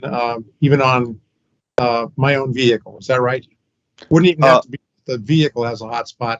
Could be a hotspot operating within the vehicle or adjacent vehicles, right? Yes, it could, as long as whatever that device is, whether it's access point or some Bluetooth devices, as long as they are utilizing the spectrum just adjacent to the currently allocated 30 megahertz. Got it. Dr. Malloy, can I I want to raise an issue that's a little bit outside the parameters of this accident, but there are also some connections. As you know, we opened an investigation into a really tragic accident last week in Las Vegas, and it involves some of the issues that we're talking about today, including speed limiting technologies and that sort of thing, and frankly, connected vehicle technologies. I also think, though, that one of the things that came to light there, the safety impact of high performance vehicles. I believe we're looking at that not only in the context of that accident, but also in a more general sense. Are you able to say anything about the work that we're doing there? Certainly. As you know, speeding is on our most wanted list, and it continues to be a major factor. Over 10,000 fatalities a year are related to speeding-related crashes. So it is something that we're looking at, and we have a couple investigations where speed is an issue that we're going to be exploring ways that we can reverse this trend and the increase in speeding-related fatalities. Yeah, the circumstances with that one were just devastating, just a horrifying crash. And I'm hopeful that our work will result in some recommendations that will help ensure that those sorts of things can't happen going forward. Thank you all very much. Thank you, Member Chapman. All right, a quick question back on the European Union's regulations. You mentioned that they were more passive, not really sufficient.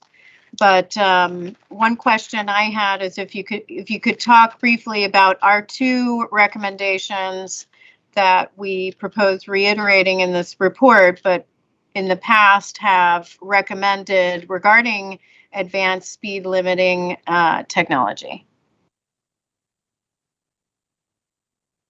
Jerome, can you address this one? We're reiterating the two recommendations to NTSB to develop and require the performance standards for advanced speed limiting technology and intelligent speed adaptation devices for all heavy equipment, for heavy vehicles, buses, motor coaches. Sorry, I missed the first part of your question there, Chair. No, I just asked it. Go ahead. If I can add on that, certainly we've asked for the intelligent or variable speed limiters, as we called them. And there has been rulemaking that got started that was looking at a fixed kind of governor, as Jerome had mentioned earlier. And we then commented that, again, we think the safety benefit is with a variable intelligent speed assistance system. And I think I would add to, Dr. Betch's comments on the European standards. They're moving in the right direction, and there are benefits of informing drivers and giving feedback to drivers. So I don't want to say they're not good. That's the right direction. We would like to get to that a little bit further point where they're more active in controlling speed. But I think those are a step in the right direction. Good. That's what I was looking for. And question on performance standards, because you mentioned the importance of performance standards for speed limiting technology. We also mentioned the importance of setting performance standards for connected vehicle technology. We've talked about performance standards for automatic emergency braking. Why are performance standards critical? I think, again, we need to be able to assess the systems and how they work. I think performance standards can also challenge manufacturers to get systems that work better than they would without those standards. So when we ask for a forward collision system, we know it's going to have a certain base level of performance. And I think in the past with these standards, you see exceeding beyond that. But we need kind of to ensure that any system that goes in place is actually effective. Right. And on automatic emergency braking, the National Roadway Safety Strategy has initiated a new rulemaking to require AEB and pedestrian AEB technologies on new passenger vehicles. There's been a voluntary commitment by NHTSA and IIHS with automakers to make AEB and forward collision warning standard on virtually all light-duty cars and trucks with a gross vehicle weight of 8,500 pounds or less, beginning no later than September 1st of this year.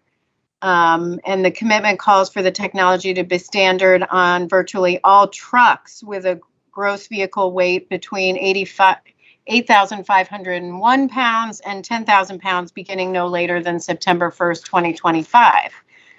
There are some performance standards that they have to meet, or they have to self-certify that they meet. They must come with forward collision warning that meets 2 of 3 NHTSA 5-star safety rating requirements, which I think we could say maybe are a little outdated, and AEB that earns at least an advanced rating from IIHS. But there seems to be some frustration with the agreement as some automakers have lagged. Only 58% of GM vehicles sold in 2021 had AEB, and Stellantis, the parent company of Alfa Romeo, Chrysler, Dodge, Fiat, Jeep, Maserati, and Ram, equipped only 43% of its 2021 vehicles with AEB, and for the 2022 model year, only 40% of Stellantis models come with standard AEB, and then Porsche, Jaguar, and Land Rover are also at the bottom of the pack. In addition to that, we have some issues apparently that IAHS has found where AEB can reduce the number of collisions involving pedestrians, but only when there's adequate lighting. And we know that 3/4 of fatal pedestrian crashes happen at night. So that is an example of why we need performance standards. Because if you can't prevent collisions with pedestrians at night, that's a problem. You know, I will say one additional add I would make on the National Roadway Strategy is they call for initiating a rulemaking to require AEB technologies on heavy trucks. That was a result of the infrastructure bill that passed, and that was a direct result of our recommendation. The Senate actually debated, the House and Senate actually debated the entire discussion, and the entire discussion throughout the debate included in every single way NTSB's safety recommendation to mandate it. So I would just mention that. And so I don't have further questions on this for right now, other than one, but I will come back. So Vice Chairman Lansford. No further questions in this area, ma'am. Waiting for the next one. All right, Member Graham. Thank you, Chair. I want to talk a little bit about the final part of connected vehicles that I would say is an issue, and that would be regulatory uncertainty. In all my meetings with the government and the industry and all the stakeholders, one thing that I heard loud and clear was that regulatory uncertainty is a primary reason for the lack of widespread deployment of V2X. Dr. Betchick, I got one more question for you here. Can you please provide a general overview of the regulatory uncertainty beginning with NHTSA's, I believe it was 2017, Notice of Proposed Rulemaking? Thank you. You're absolutely correct. There are some events and activities that could be described as affecting or reducing regulatory certainty. But actually, those events started quite a while ago. And even in 2013, FCC issued an NPRM, a proposal to reduce the safety spectrum. Due to the overwhelming opposition to that proposal, it has failed that time. And even the FCC stated at that time that one of the factors was the risk of interference from unlicensed devices. The NHTSA's 2017 NPRM that proposed mandate for V2X provided a clear path for deployment, and if you wish, provided a regulatory certainty. And after that, Toyota is one of the manufacturers that announced plans for deployment, joining GM as the only vehicle manufacturer, which at that time still is the only vehicle manufacturer that had a production level V2X vehicle, and also has made announcements to extend that deployment across its fleet.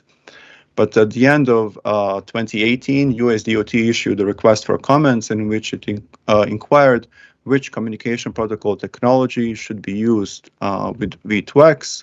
And perhaps it could be argued that this USDOT inquiry then combined with the FCC's brewing intentions to reduce the safety spectrum.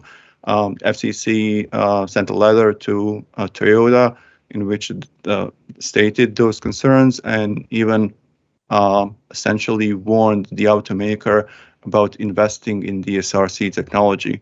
All of these factors contributed to reduced regulatory certainty. And this reduced certainty, coupled with industry's own divisions regarding which communication protocol technology should be used and the lack of commitment, essentially fed each other, creating an environment of reluctant deployment, which again, why staff believes that is essential for the US DOT to take the leadership on this transportation safety issue to ensure that the needs of transportation safety community are met, and to lead everyone, including the automakers, towards the nationwide implementation of the technology. Thank you. Thank you for that. The manufacturers have committed to safety and attempted to advance this technology have been burned by regulatory uncertainty. The infrastructure owner-operators are forced to spend tens of millions of dollars repurposing their V2X assets. Despite the past regulatory upheaval, in my opinion, the only path that remains is going forward. V2X remains one of the most promising safety technologies. Many of the manufacturers and infrastructure owner-operators that I have spoken to continue to believe in the safety promise of V2X. We must create a regulatory environment that allows for the widespread deployment of V2X technology. In January 2019, Ford announced plans to install cellular V2X technology in all newly manufactured vehicles beginning in 2019. And as late as April of last year, 2021, Ford's chief technology officer recommitted to Ford's 2022 goal, but said, starting in 2022, Ford will be the first automaker to deploy C-V2X in its U.S. vehicles, provided a supportive regulatory framework is in place. This most promising technology available today is on life support. Regulatory uncertainty is the primary reason for the lack of widespread V2X deployment. We must act. I want to thank staff for working with me on connected vehicle technology for all these months, and Dr. Becek, I appreciate your working with me and educating me and your answers today. Chair, that's all the questions I have in this section. Thank you. Thank you. Member Chapman. No questions from me, Chair. Thank you. Okay, a couple of questions. What are we recommending with respect to interference and spectrum in the report? Staff has proposed to a recommendation to the FCC to defer the implementation of the current ruling until the issue of interference is resolved. And also the recommendation that staff proposes to US DOT includes us, the DOT, to implement a plan that one of the components has resolving the issue of interference, or ensuring that the interference does not preclude safe V2X applications. Clearly, that action is intended for US DOT either to use its influence and to ensure that the FCC does comply with its own statements regarding interference. And auto manufacturers, Member Graham had mentioned Ford, they can move forward with technology, correct? I don't mean full deployment. I mean, they could move forward. They could move forward with the technology, but with all of these issues, if the technology is unusable, it would make little sense for our automaker to commit to doing so. And also regarding which communication protocol technology should be used, with the 30 megahertz spectrum available now, it leaves no room to evolution to the next generation, which we've all heard, 5G coming. That would not be possible, which it may be challenging for automaker to commit to a technology that may be short-lived, and especially considering that we still haven't heard from the NHTSA or USDOT, whether that is sufficient for the automotive safety applications, and allows NHTSA and DOT to develop a necessary performance standard for future mandate. Okay, so then I would ask you, then what's the point of requiring performance standards and requiring DOT to implement connected vehicle technology? So those are the recommendations that we issued in 2013. At the time when we saw that the connected vehicle technology, V2X, can present a perfect optimal complementary technology to systems such as forward collision avoidance, and essentially acting as additional capability, additional sensors to help reduce crashes. And staff still believes that those recommendations are valid, and a mandate, as you have stated earlier, why performance standards matter. Performance standards set the minimum performance criteria, but also a requirement for installation of those systems. So you still believe a mandate is what's needed?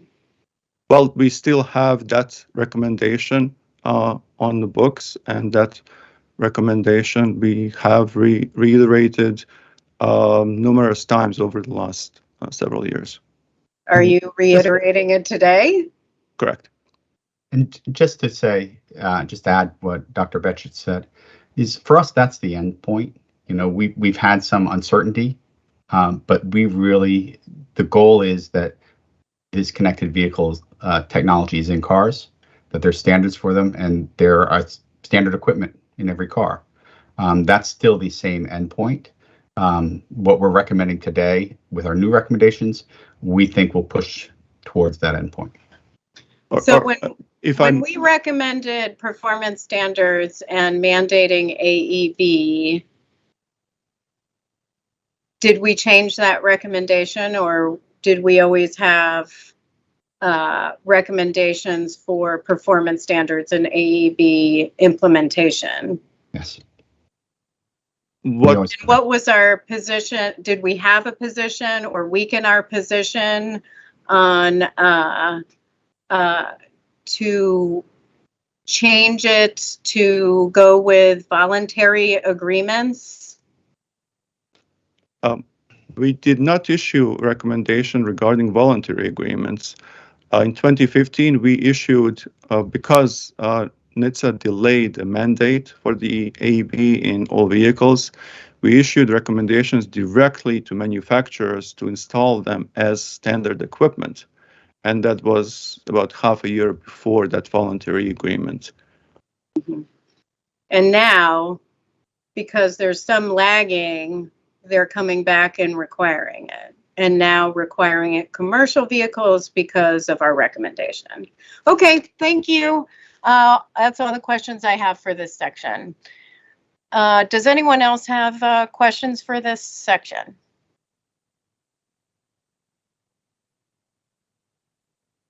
Nope. All right. The third and final safety issue, but we will have a catch-all at the end for discussion, is onboard video event recorder systems. And we'll start with Vice Chairman Landsberg. Thank you, Chair.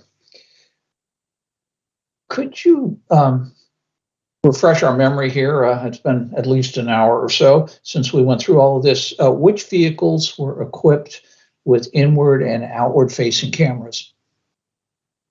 That would be the FedEx unit. It had an aftermarket LIDEX system on board that provided both external forward-facing and driver view.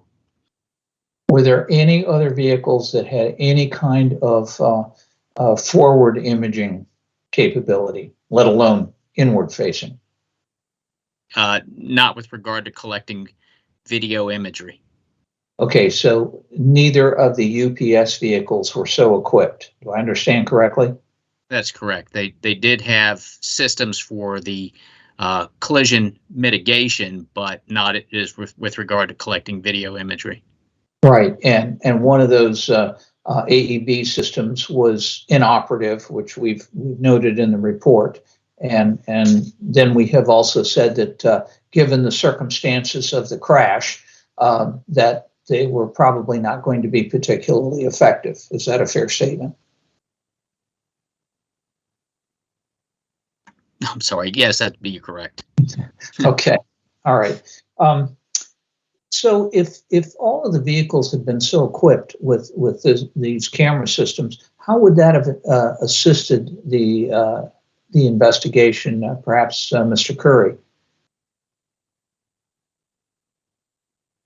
Thank you. We would have got similar images that we retrieved from the FedEx unit, so we'd have been able to see what they were in all of the vehicles. We would have seen what the bus driver saw out the front window. We would have seen his reaction or why he reacted the way he did. We'd have seen the images from UPS truck 1. We would have seen the crash sequence between the FedEx unit and the motor coach. We would have seen how he reacted. Same with UPS 2. So it would have given us a more complete, thorough picture of all drivers involved. Understand. Are these camera systems difficult to retrofit to existing vehicles? I realize that the motor coach was pretty aged, whereas all three of the trucks were fairly new. But is this difficult for a retrofit kind of circumstance? No, in fact, there are many manufacturers of these types of systems that can be placed into vehicles after they're in use. The majority of them out there would be aftermarket systems. They do have a lot of them do have the capability of being integrated with some vehicle systems, like the engine control modules, so they can get speed or things like that. But most of them also have internal accelerometers and GPS capabilities. So to sum up, this is a pretty simple technology. It's pretty effective in terms of monitoring what's going on outside the windshield, also monitoring driver behavior to make sure that they are doing what they need to be doing, are engaged and involved, and it's not particularly difficult to retrofit. Is that a fair statement? Yes. Yes. Okay. Don't we have a recommendation for in-vehicle and outward-facing monitoring?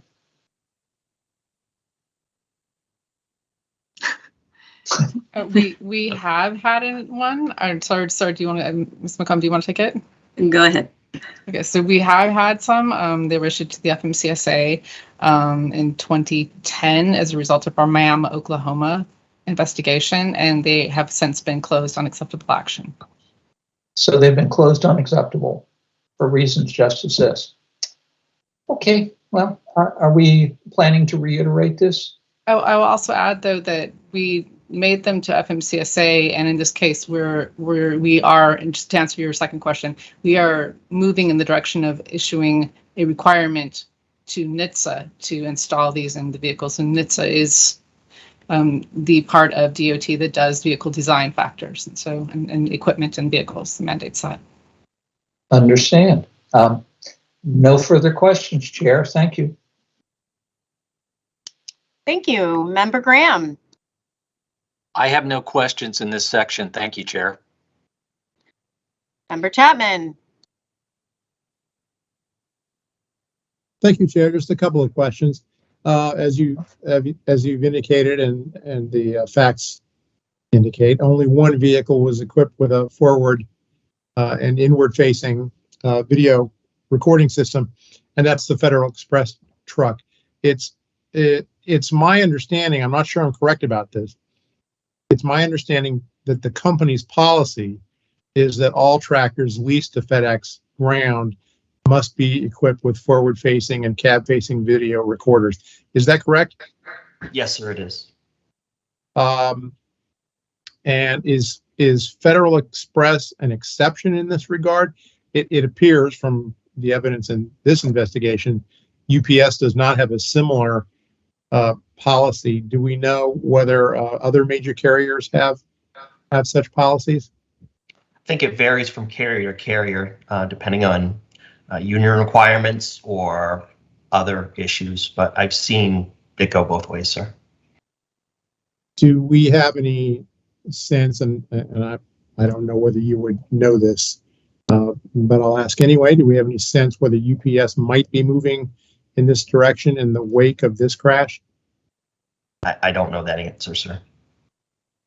No more questions in this area. Thank you, Chair. Thank you very much, Member Chapman. I just want to, and this may have been asked, I just wanted to check in on safety benefits of inward-facing cameras. I just recall in another mode of transportation, the Amtrak derailment in DuPont, Washington, where there was an inward-facing camera, and that actually enabled our investigative staff to determine that the locomotive engineer didn't have the appropriate training. It wasn't that there was conversation with the conductor or that there was distraction. We were able to see by his uncertain movements in the locomotive that there was a lack of training. So if you could just talk about some of the safety benefits of inward-facing cameras, that's the only other question I have. Well, onboard cameras combined with telemetric data can alert carriers when there's an incident like harsh braking or speeding or swerving. That can be used proactively by carriers to coach and improve driver performance. And as we've shown, it also extremely helpful post-crash analysis for driver and vehicle actions before, during, and after the crash sequence. Great. And that was my last question on that section. Vice Chairman Lansford?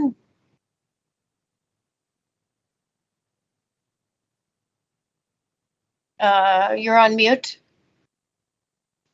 I said no further questions in this area. I do have some questions in a couple of other areas. Thank you.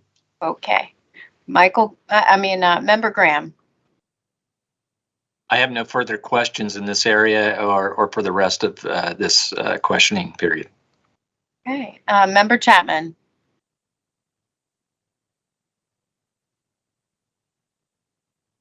No further questions here. I do have a couple of quick clarifying questions about fatigue that I'll ask later. Okay, well, we are in that open question round now. So Vice Chairman Lansford. Thank you, Chair. In finding 4, we make the statement that fatigue cannot be established on the part of the bus driver.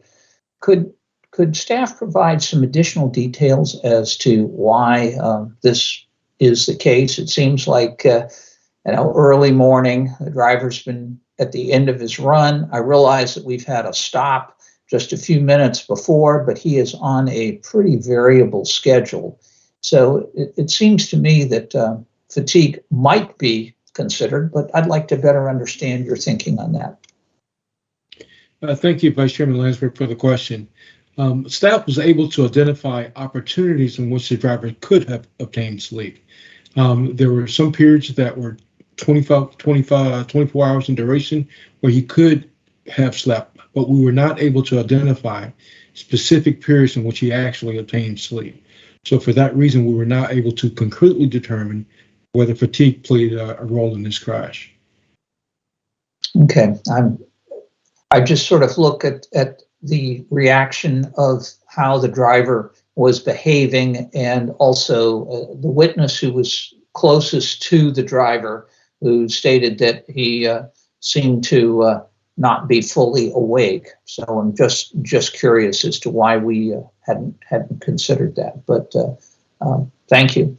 One other question in the kind of catch-all: we've recommended seatbelts for all new motor coaches, and have we requested the at least looking at the opportunity for retrofit for some of the older ones? It was noted in the crash that the seats did remain attached to the floor, and so it would have been reasonable to predict that seat belts might have reduced some of the injuries on board the bus. And the fact that they don't work in all crashes may not be a good argument to avoid at least some installation. Yeah, that's a good question about retrofitting older motor coaches.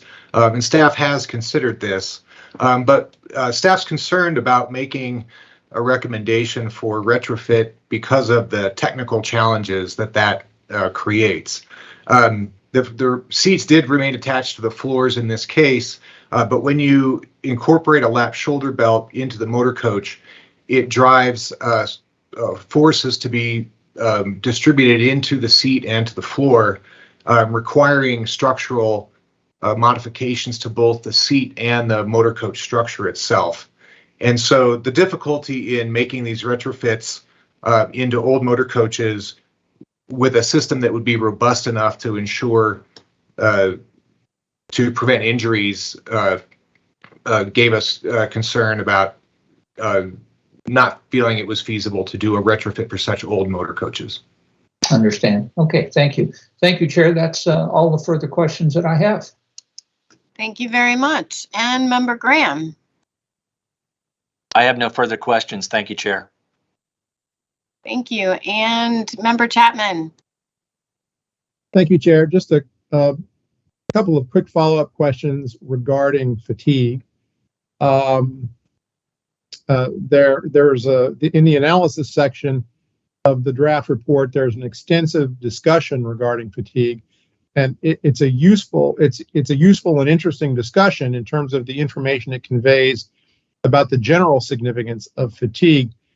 But still, the report is inconclusive on whether fatigue was a factor, and no recommendations are offered with respect to fatigue. So again, just want to confirm the conclusion based on the investigation is that there's insufficient evidence to establish that fatigue was a factor, correct?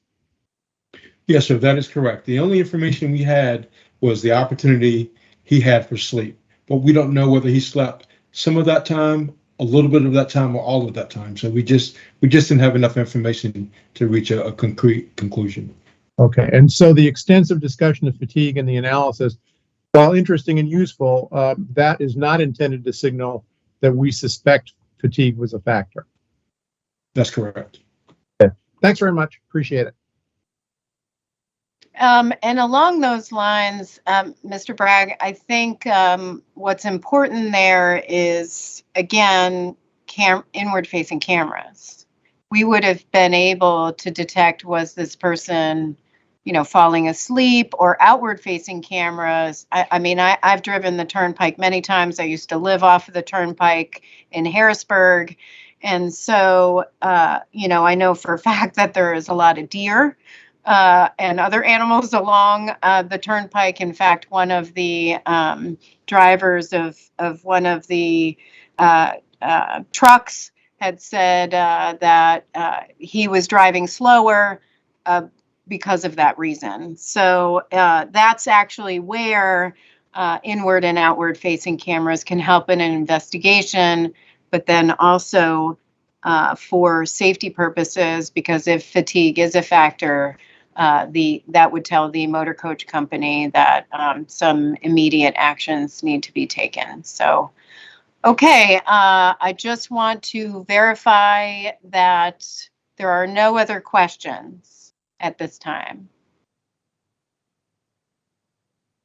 Okay, so we are going to take a 15-minute break. Before we do that, I'd like to ask all participants to turn off their cameras and their microphones, and we'll reconvene, let's just say 12:45. Okay, we're back in session. Do any of my colleagues have additional questions or comments on the presentations of the draft report before we move on to the findings? Chair, I have just a quick addendum. Mr. Curry checked during the break, and my understanding is that UPS has a beta test going on right now with respect to video recording devices. So I just want to ensure that that's shared with the rest of the group. Great. All right. Thank you very much, Member Chapman. Mr. Curtis, will you please read the proposed findings? Certainly, Chair. As a result of this investigation, staff proposes 24 findings. Number 1, none of the following were factors in the crash. 1, qualifications of the motor coach driver. 2, use of alcohol or other drugs by the motor coach driver. 3, cell phone use by the motor coach driver. 4, mechanical condition of the motor coach. 5, pavement condition. And 6, roadway salt treatment used to address the freezing conditions. Number 2, the emergency response to the crash, including transportation of the injured, was timely and effective. Number 3, although the motor coach driver had adequate opportunities for sleep in the days before the crash, when and how long he slept and the quality of any sleep he had could not be determined. Number 4, the evidence is insufficient to establish that fatigue was a factor in the crash. Number 5, the motor coach's engine brake was likely engaged at the time of the crash when the driver released the service brake and the throttle. Number 6, for unknown reasons, the motor coach driver likely made excessive steering inputs beyond those needed to negotiate the curve. Number 7, the motor coach driver was traveling too fast for the wet roadway conditions on a curve with the engine brake likely engaged, resulting in a loss of vehicle control that led to the roadway departure and impact with the right side embankment. Number 8, the motor coach driver's likely use of the engine brake on the curve where the crash occurred reduced the available traction on the roadway. Number 9, because the FedEx truck was traveling at a reduced speed when the driver became aware of the overturned motor coach, the driver had time to react, react by braking, thus mitigating the severity of the truck's impact with the motor coach. Number 10, although the driver of UPS 1 attempted to avoid the impact with the rear of the FedEx truck, UPS 1's initial speed was too fast for the wet roadway conditions and made the driver's braking attempts ineffective in substantially reducing his vehicle's speed before the impact, contributing to the severity of the injuries sustained by the motor coach passengers and the UPS 1 drivers. The UPS 2 driver most likely had cues to the slowing and crashed vehicles ahead, enabling him to reduce the truck's speed, steer to the right, and therefore inflict only minor damage to the car stopped alongside UPS 1. Number 12, had variable speed limit signs that change the regulatory speed limit and are enforceable, such as by speed safety cameras, been used to inform the drivers involved in the crash to slow to a speed more appropriate for a wet road surface, they would have been more likely to travel at lower speeds, which could have prevented or mitigated the crash. Number 13, the 85th percentile speed used in the Federal Highway Administration's tools, U.S. Limits 2 and the National Cooperative Highway Research Program 966, to set appropriate speed limits on all roadways is outdated and should be de-emphasized. Number 14, speed safety cameras are an effective countermeasure to reduce speed-related crashes, fatalities, and injuries. Number 15, because advanced speed limiting technology in vehicles can detect and respond to posted speed information and provide alerts, the technology can be used to help drivers avoid exceeding regulatory, advisory, and variable speed limits. Number 16, maintaining the full functionality of installed collision avoidance systems is critical to vehicle safety should a situation occur where collision avoidance is necessary. Number 17, the circumstances of the impacts for each of the 3 trucks were likely outside the capabilities of the collision avoidance system available on the vehicles and the parameters of the National Highway Traffic Safety Administration's research test procedures. Number 18, connected vehicle technology, if installed in the vehicles involved in the crash, could have provided information about the overturned motor coach in the roadway to the FedEx driver, to the FedEx truck, UPS 1, UPS 2, and the car, so that the drivers could be alerted to the hazard they were approaching and the automated vehicle systems or the drivers might have prevented or mitigated the crashes involving those vehicles. Number 19, recent regulatory action of the Federal Communications Commission that decreases the size of the Intelligent Transportation System communication spectrum and allows harmful interference from unlicensed devices, such as those that use Wi-Fi, threatens the future deployment of connected vehicle technology. Number 20, leadership of the U.S. Department of Transportation is needed to establish regulatory certainty and resolve critical issues related to vehicle-to-everything communication protocols, interference from unlicensed devices, such as those that use Wi-Fi, and sufficiency of communication spectrum needed for advanced connected vehicle applications. Number 21, if drivers report defects or faults in collision avoidance systems on driver vehicle inspection report forms, repairs can be made more readily, thus improving the operational safety of the vehicle.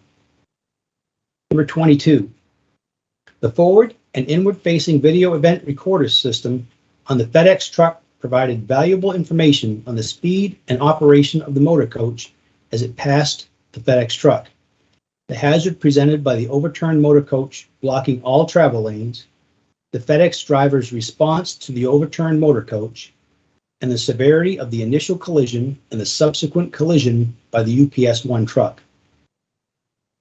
Number 23, onboard video event recorder systems providing at a minimum visibility forward of the vehicle and inward toward the driver's face and instrument panel and parametric data associated with the event, such as real clock time, GPS location, and acceleration data, can provide valuable information for evaluating the circumstances leading to a crash, as well as critical vehicle dynamics and occupant kinematics data for assessing crash severity. And number 24, information from onboard video event recorder systems can proactively be used by motor carriers to aid in driver training and address driver behaviors that have crash risks associated with them. Chair? Thank you so much, Mr. Curtis.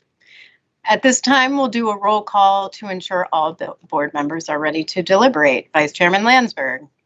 I'm ready to deliberate, Chair. Member Graham. Member Graham's ready.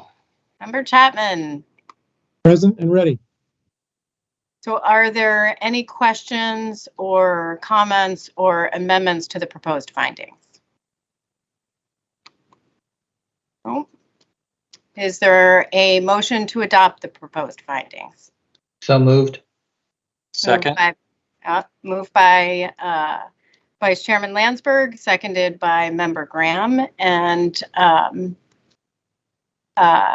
we'll now conduct a roll call vote. Vice Chairman Landsberg. Aye. Member Graham.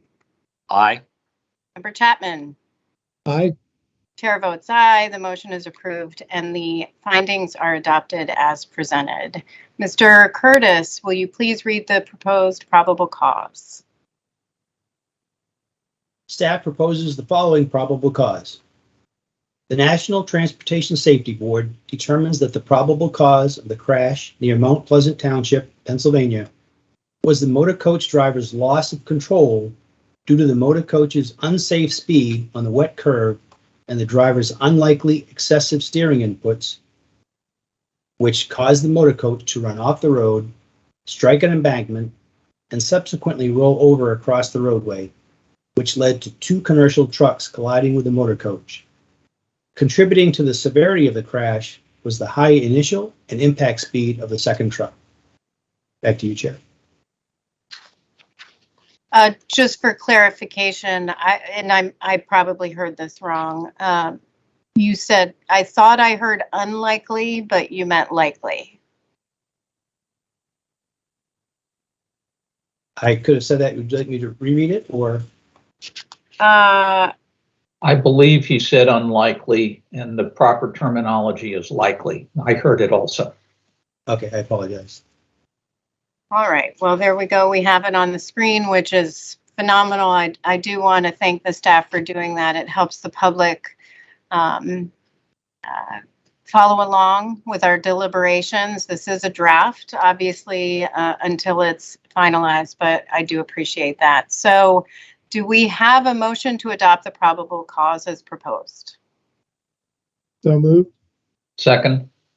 Moved by Member Chapman and seconded by Vice Chairman Landsberg. Any other issues with the probable cause, questions?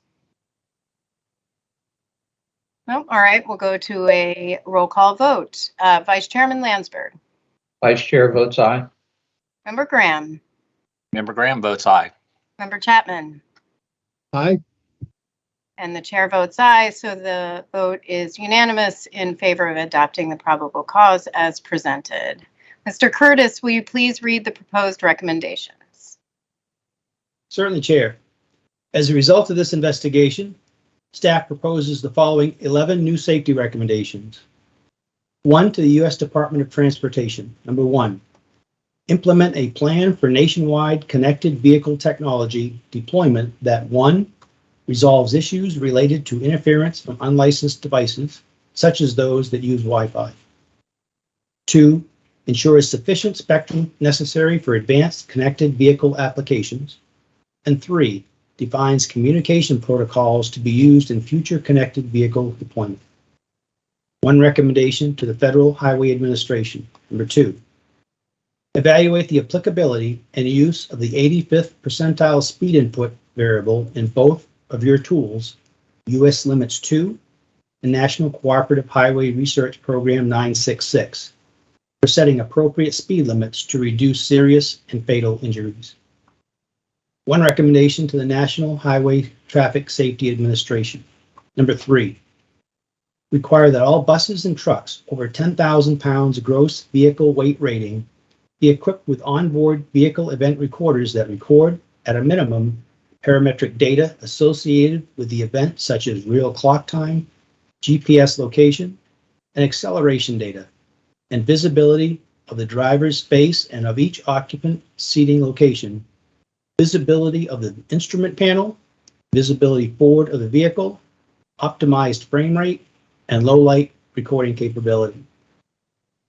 2 recommendations to the Federal Motor Carrier Safety Administration.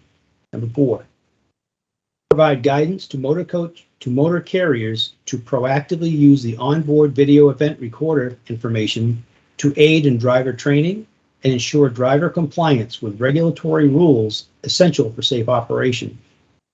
Number 5, add collision avoidance systems, including automatic emergency braking, to the parts and accessories listed at 49 Code of Federal Regulations, Section 396.11A1, that the driver vehicle inspection report form will cover. 1 recommendation to the Federal Communications Commission. Number 6, defer the reallocation of the spectrum designated for intelligent transportation system applications until issues related to interference from unlicensed devices, such as those that use Wi-Fi, are resolved. 1 recommendation to the Commonwealth of Pennsylvania. Number 7, seek authority to allow speed safety cameras to be used on the Pennsylvania Turnpike outside of active work zones. 1 recommendation to the Pennsylvania Turnpike Commission. Number 8, implement the use of variable speed limit signs or other similar technology to adjust statutory speeds based on real-time information regarding weather and road conditions. 1 recommendation to the American Trucking Associations, the Owner-Operator Independent Drivers Association, the Commercial Vehicle Safety Alliance, the American Bus Association, the United Motor Coach Association, the Transport Workers Union, the Amalgamated Transit Union, and the International Brotherhood of Teamsters. Number 9, inform your members about the importance of drivers reporting faults concerning advanced safety features such as automatic emergency braking, and the optional section of the driver vehicle inspection report form if they are not already identified on the form. 1 recommendation to the American Bus Association and the United Motor Coach Association. Number 10, inform your members about the circumstances of the Mount Pleasant Township crash the importance of drivers following the Federal Motor Carrier Safety Administration's guidance on engine retarders, motor coach brake systems, and safety technologies, and the need to incorporate the guidance into their members' training and manuals.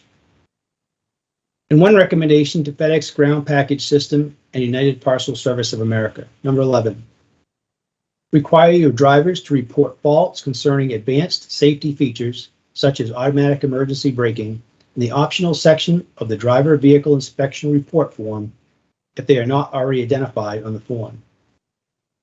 Staff also proposes reiterating 7 previously issued recommendations in this report. 5 to the National Highway Traffic Safety Administration. Recommendation H-12-20. Develop performance standards for develop performance standards for advanced speed limiting technology, such as variable speed limiters and intelligent speed adaptation devices for heavy vehicles, including trucks, buses, and motor coaches. Recommendation H-12-21. After establishing performance standards for advanced speed limiting technology for heavy commercial vehicles, require that all newly manufactured heavy vehicles be equipped with such devices. Recommendation H-13-30. Develop minimum performance standards for connected vehicle technology for all highway vehicles. Recommendation H-13-31. Once minimum performance standards for connected vehicle technology are developed, require this technology to be installed on all newly manufactured highway vehicles. H-15-5. Complete as soon as possible the development and application of performance standards and protocols for the assessment of forward collision avoidance systems in commercial vehicles. One reiterated recommendation to the Commonwealth of Pennsylvania. Recommendation H-17-32. Authorize state and local agencies to use automated speed enforcement. And one recommendation reiterated to the American Bus Association and the United Motor Coach Association. Recommendation H-15-2. Encourage your members to ensure that any onboard video system in their vehicles provides visibility of the driver and each occupant's seating location, visibility forward of the vehicle, optimized frame rate, and low light recording capability. Chair? Thank you very much, Mr. Curtis. Are there any amendments to the recommendations as proposed? Yes, Chair. I have 2 proposed recommendation or amendments, excuse me. All right, Member Graham, you're recognized. And if there's no objection, I have a proposed amendment to recommendation 1 and recommendation 6, and I'd like to start with recommendation 6 first, if that is okay. Sure. Okay.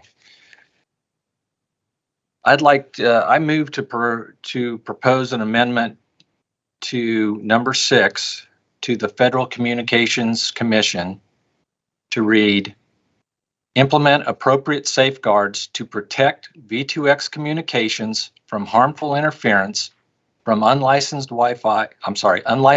devices such as those that use Wi-Fi. I circulated this the other day, though my only change was instead of to the FCC was to the Federal Communications Commission. Right. Is there a second? I'll second for the purposes of discussion. Fantastic. The motion is seconded by Vice Chairman Landsberg. Discussion on the amendment, recognizing Member Graham first. Thank you, Chair. I think staff and I have come to the agreement that the FCC must resolve harmful interference in the safety spectrum, and I presented that case well during the questioning round. However, staff's recommendation begins with defer the reallocation of the spectrum. As we all know, the FCC in May of 2021, that rule they made became effective on July 2nd of 2021. And on that effective date, unlicensed devices were allowed to operate in the repurposed 45 megahertz. For all intents and purposes, the reallocation of the spectrum to unlicensed devices has already begun. So my amendment is for a recommendation to the FCC to implement appropriate safeguards in the remaining 30 megahertz to protect V2X communications from harmful interference. Thank you, Member Graham. Any discussion among members? That seems reasonable to me.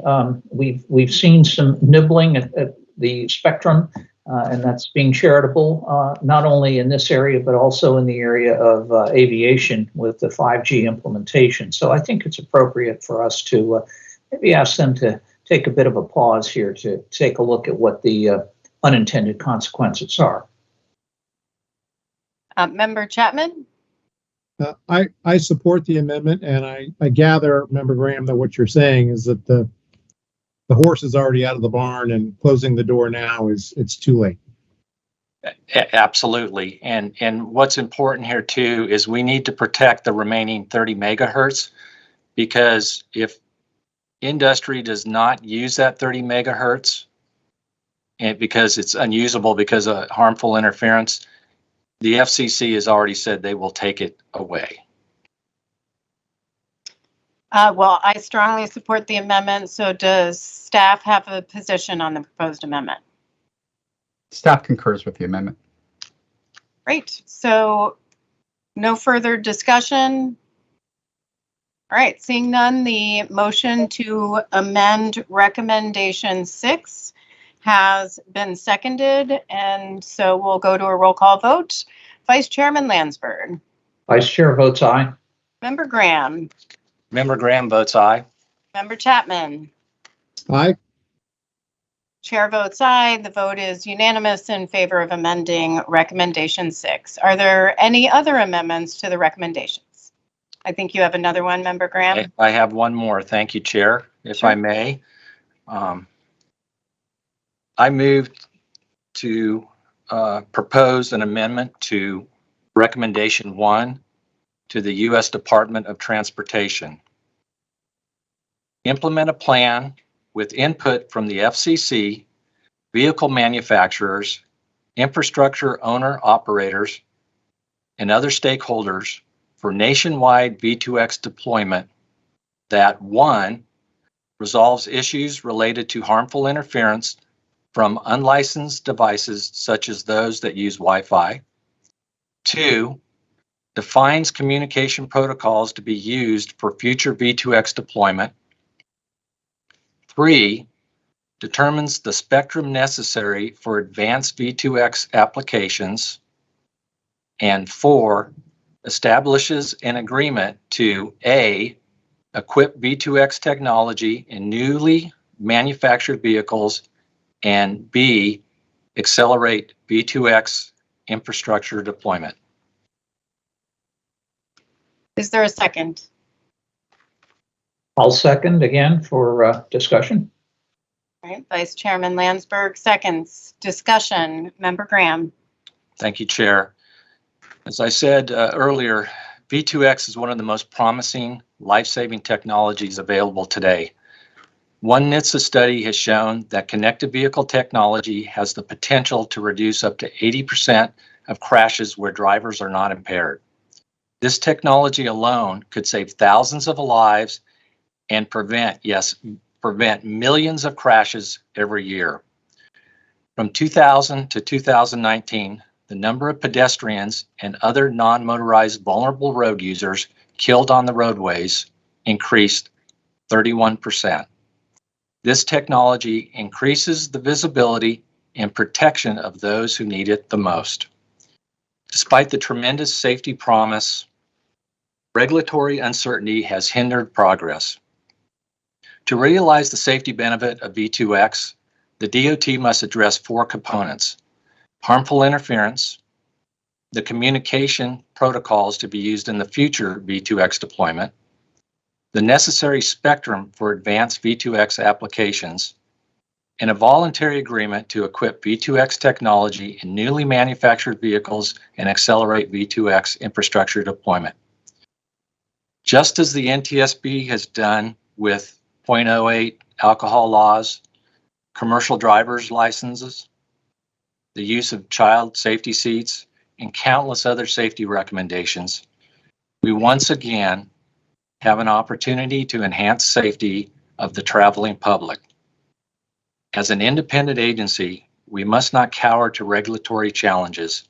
We must stand, use our voice, and be bold enough in our action to reinvigorate V2X progress and save lives. Thank you.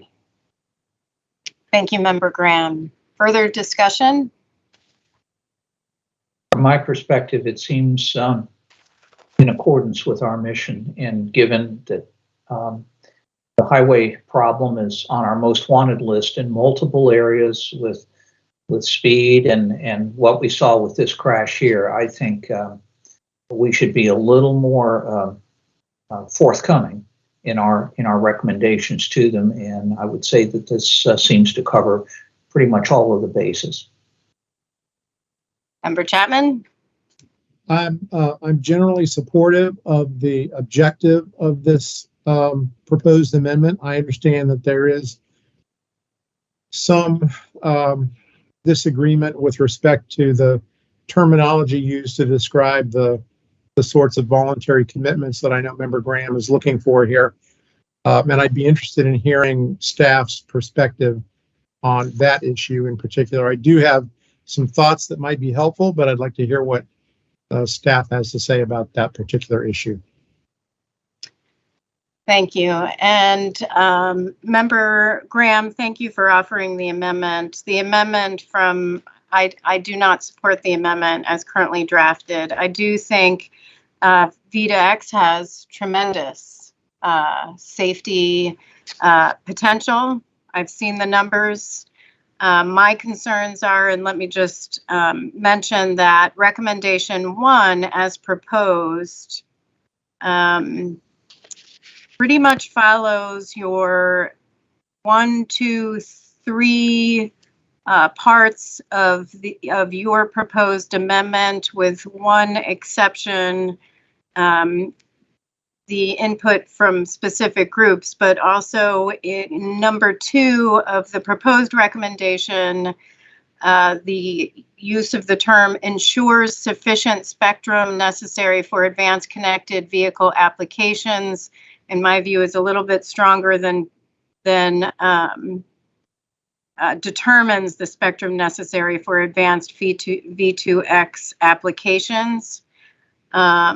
Where your amendment largely differs is the addition of 4 on the agreement. So from my perspective, our most wanted list of safety improvements is clear and direct. It requires connected vehicle technology on all vehicles, requires connected vehicle technology on all vehicles. We've investigated too many crashes like this one in which lives were lost because federal regulators and the automotive industry has failed to act. We've addressed our proposed recommendations would go to the U.S. Department of Transportation to implement a plan for nationwide connected vehicle technology deployment that resolves issues related to interference from unlicensed Wi-Fi devices, ensures sufficient spectrum necessary for advanced connected vehicle applications, and defines communication protocols to be used in future connected vehicle deployment. We should not walk away from our clear message that this life-saving technology should be standard equipment on all vehicles. And I'm afraid that this proposed amendment would do just that. Member Graham has done incredible work advocating for V2X technology, and I do thank him for that. His recent web series, Preserving the Future of Connected Vehicle Technology, is available to stream on the ntsb.gov website under our advocacy tab, and every single person working toward greater highway safety should go view it. It was quite the undertaking, and I applaud your work in that area. But what we shouldn't do is place obstacles in our way as we move towards V2X development. The amendment would spell out some of the parties whose input should be sought by DOT in creating a V2X plan, but it leaves out 3 of the most critical safety advocates, employee organizations representing drivers, and those groups representing vulnerable road users. You could argue that the catch-all other stakeholders phrase would include them, but I believe we should not be so vague. It's critical to recognize the essential role of advocates for safety, frontline workers, and vulnerable road users at every step in the development of connected vehicle technology, and moreover, to ensure their direct involvement in all discussions. The agreement called for in the amendment, which is my biggest concern, would effectively let DOT and the auto industry off the hook. Despite decades of effort by transportation safety organizations, neither DOT nor the auto industry have put their hearts into the development and deployment of V2X technologies. Their inaction prompted the Federal Communications Commission in 2020 to reallocate the majority of the V2X 5.9 gigahertz spectrum for other commercial purposes. NHTSA, Federal Highways Administration, and other DOT agencies are granted regulatory authority for a reason, and that is to protect the traveling public. When they fail to exercise that authority, our role is to call that out publicly and stay true to our mission. It isn't to compromise our own recommendation and advocacy efforts by negotiating public safety downward. The agreement called for in Clause 4 of this amendment directly contradicts safety recommendations H1330 and H1331, which underpin our most wanted list, which says require. They call for NHTSA to develop minimum performance standards for connected vehicle technology in all vehicles, and then to require this technology as equipment in all newly manufactured vehicles. If we give DOT the option of either mandating the technology through performance standards or to pursue a voluntary agreement with the industry, they're going to take the path of least resistance. In fact, nothing prohibits the Secretary from moving in this direction now, as the DOT did with AEB, with our new recommendations on spectrum and communications.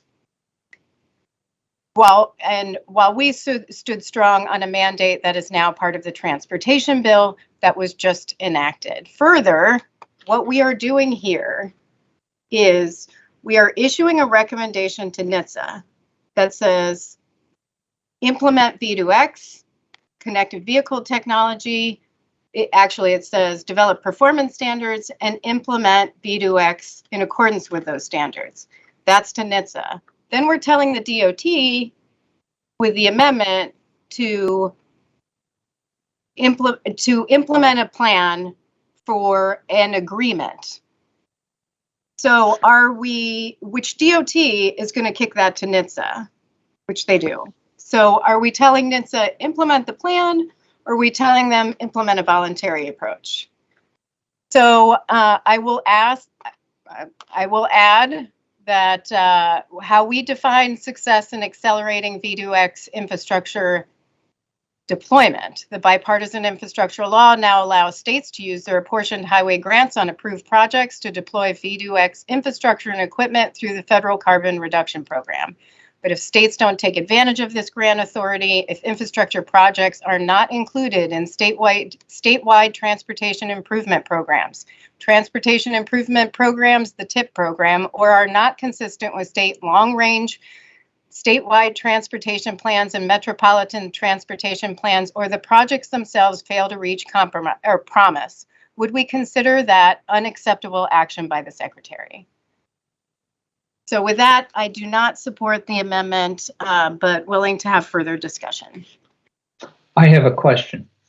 So I think I understand your point about on point number 4, that it gives DOT a bit more waffle room than we'd like. What would happen if you changed the word establish to require the equipment? Would that I mean, that's a much stronger statement than an agreement. And I agree with you. They have used every opportunity to avoid doing anything for a variety of reasons. And the other challenge I think that was facing some of the manufacturers along the way was there wasn't a clearly defined way of how this was going to shake out. And so it makes it difficult to make production decisions on these kinds of things and to make the investment. So you get a little bit into the chicken or egg. And then the last point is the technology has evolved quite a bit since 2013. So what would happen if we just change that to a requirement as opposed to establishing an agreement? I'll stop there. Thank you. Member Graham. Yeah, I'd like to answer that. Thank you for that, your statement, Chair and Vice Chair. I think it's important to point out that this is a two-track process. I am still asking for the reiteration of our original recommendations. We are still looking for the mandate. I believe the manufacturers out there are looking for the mandate. But we're just trying to get some progress going on this. And I think we have precedent on this in the questioning round. Even the chair brought it up that we asked for a mandate on AEB. We also asked the manufacturers, the car manufacturers, to put it on there without the mandate. And I'd like to think, let's look at the data. I think the chair pointed out the percentages of vehicles, although not perfect, it's moving in the right direction. And I don't think we would be where we are with AEB today if it wasn't for that, because we still don't have the mandate yet for AEB. And 67% of new vehicles as of 2020 had AEB on it. Granted, we want the performance standards and everything else, but right now, like AEB was, connected vehicles is not moving. And I think it's important in my recommendation that, one, we get all the right people in the room, all the stakeholders, because this is more than just putting something on a vehicle. You can put it on a vehicle, but if you're not talking to anybody else other than your own fleet and no infrastructure, you're going to get almost zero safety out of this. So we need to get the right people in the room. The FCC has to be part of the discussion because they're giving away the spectrum and they're protecting the spectrum. So that's why I'm asking for an agreement. We have set the precedents with the AEB, NHTSA, and IIHS already did that. And this is a similar thing here. We just need more of the players in the room to come up with some agreements to get this ball moving, because it's on life support. It's not moving. Infrastructure is moving backwards right now. Thank you. Thank you. I do have one comment, but I would like to allow others to time to speak. Chair, I know the concern about, I know there's concern about the use of the term agreement. Member Graham, I gather what you're looking for here is a commitment to go forward with this technology, and you see that occurring through the establishment of some sort of an agreement. And I understand that the concern I have about the use of the word agreement, and we use that word a lot in Washington, but an agreement is only an agreement if it's enforceable. This would be a voluntary arrangement, and those sorts of approaches do work sometimes, but calling it an agreement doesn't make it enforceable. And so I wonder if there's some other terminology we could use here that better captures what it is you're trying to accomplish, such as ensures commitments or something like that. Something that gets to what you're trying to accomplish, which is ensure that manufacturers will commit to this, even if it's on a voluntary basis. I just worry about the use of the word agreement. It implies that there's something enforceable there.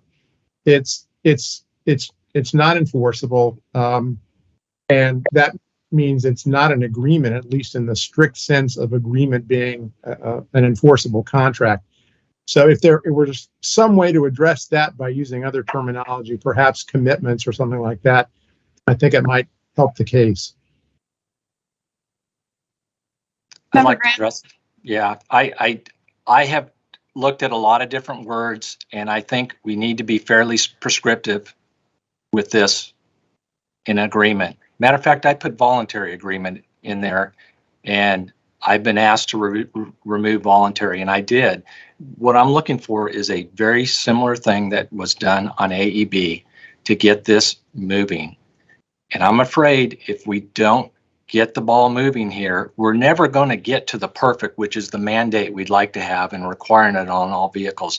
So let's not let perfection get in the way of good and continuing to move this forward and make progress. Yeah, thank you very much. And just Member Graham, I will thank you very much. You talked to me on Friday. I raised concerns about the voluntary agreement, and you did drop the word voluntary, but I kept thinking about it and thinking about it over the weekend, and just raised additional concerns, but I really appreciate you working with me on that. I would just say, first, just back to AEB, we didn't minimize AEB. We had a recommendation to mandate implementation of AEB and to set performance standards. We never endorsed a voluntary agreement. In fact, we kept to our high bar of a mandate with performance standards.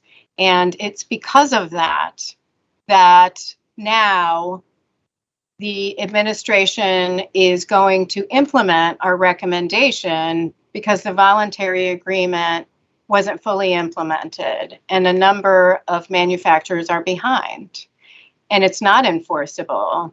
And so the discussion then expanded to commercial motor carriers on the Hill because of our recommendation.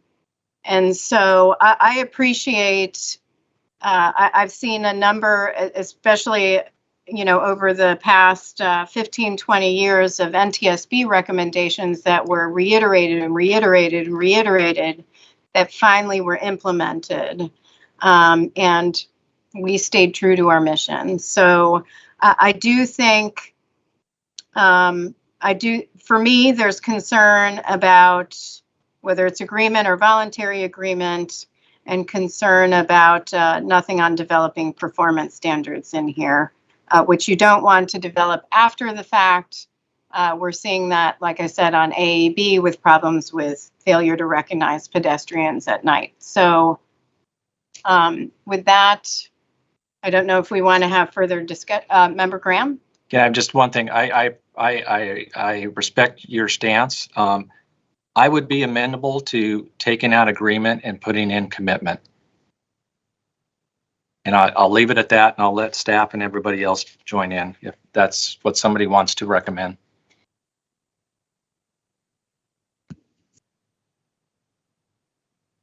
Chair, what I would like to suggest, and again, like to hear what the staff has to say, certainly interested in your response, would be strike establishes an agreement and substitute ensures commitments. So the wording would be ensures commitments to equip V2X technology in newly manufactured vehicles, etc. I don't know if that is better, but Would Member Graham, would you entertain moving that to 5 and adding a new 4 that states develop performance standards for V2X technology? And then a 5 that ensures commitments to equip V2X technology in newly manufactured vehicles and accelerate V2X infrastructure deployment.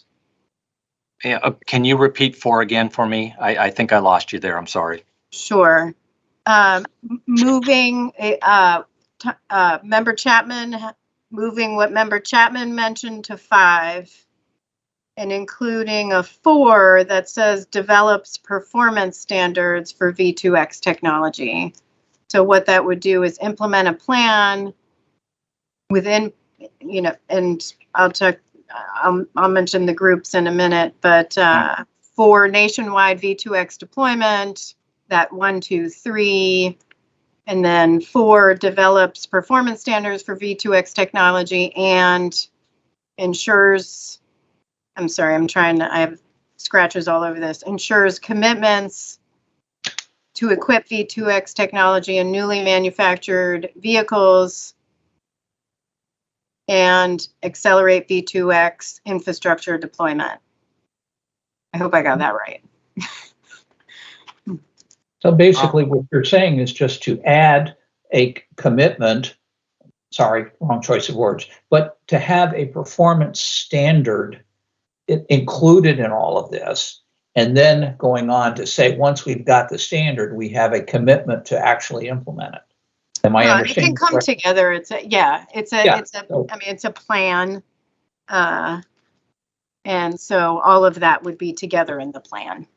Okay.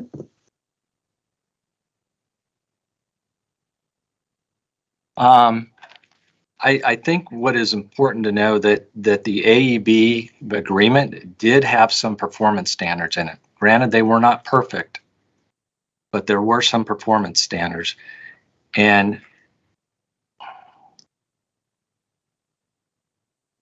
I'm just afraid to bring in too many people in the room to keep this thing moving. If we get everybody in there, it may not continue to move forward. And it's not moving at all right now. Are there any performance standards now? Not for connected vehicle technology. I will, if you don't mind, I would love to hear staff or maybe Dr. Betchick, what his take is on this, if you don't mind. Sure. Yes, Dr. Malloy. Absolutely. So the staff's position is, voluntary agreements are not requirements. They may have some protocols they use to address the issue, but the reality is we had that voluntary agreement go into place 7 years ago. We've been calling for this technology since 2001. It's been another 7 years, and we still do not have rulemaking in this area. It allowed kind of a delay in reality, and not the expediency that we're seeking here. The second thing is AEB and V2V and V2X technology are different technologies. The manufacturers could develop the AEB based upon their own work. They weren't relying on others to set aside spectrum, to set the protocols so everyone would be together. So it's a different animal. You said yourself, and I've heard this myself, is they want certainty, the manufacturers. It's rare that people talk about regulation, but this is an area where they need that certainty, and those standards, I think, provide that. And finally, when we think about an agreement, there's a scope of how big is this? I mean, right off the bat is maybe 20 or so auto manufacturers. How many infrastructure people do we need to get agreement from? How do we kind of evaluate that? That's 50 states, numerous other groups. So it's a very large ask there at the end. So that's our concerns. We share your passion to get this done. This needs to happen, and it needs leadership. And that's why we're calling on DOT to take the lead. We're not calling on them to bring everyone with them. They need to take the lead, and get the input from everyone, work with everyone, but somebody needs to take the lead to get this done. And that's why we're calling on DOT to move forward with this. So that's our concerns with the part 4. Part 2, I think we like the word insurers, just because we don't want someone just to say needs this much frequency. We want to make sure they make that available too for manufacturers. So that was the other aspect. So that's staff's concerns. Member Graham? Thank you for that.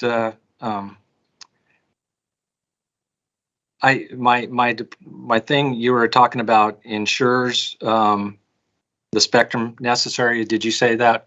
Yeah. Okay. My concern with insurers is because at this point, I don't think we really know exactly how much more spectrum we're going to need specifically. And I was trying to drive towards getting them to research and determine what more they're going to need. But if we don't get moving in the 30 to begin with, it's not going to matter anyways. So that's why I came up with that. As far as the agreement goes, I don't know how we ensure commitment. That's my only concern, Member Chapman. I would be okay with establishing a commitment. I don't know how we ensure it, but I'd be open to that kind of a recommendation or a friendly recommendation.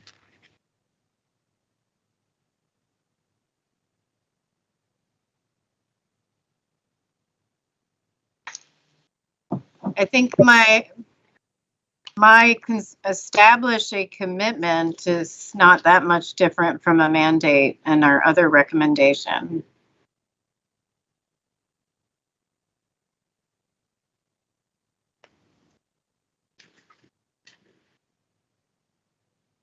And like I said, this is a two-track process. I think if we don't get something moving, it's our mandate's going to continue to sit there idle and not move forward. And did you mention where you were on performance, adding performance standards? I guess I would be open to it at this point.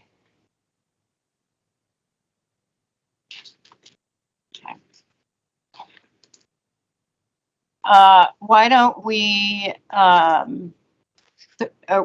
well, first, why doesn't, we should have a reading of what the proposal is or the refined language is, so that, and then I want to take a 10-minute break so staff can meet and discuss.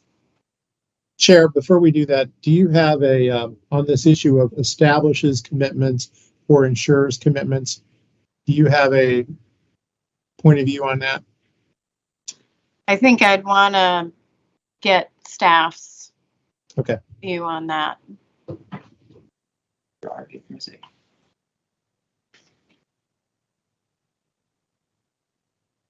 I'm sorry, I missed that last one.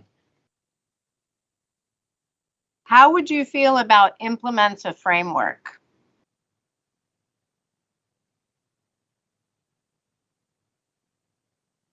Wait, Chair, just so I'm clear, are you talking about the very beginning? Or are we talking about? No, the end. At the end, okay, thank you.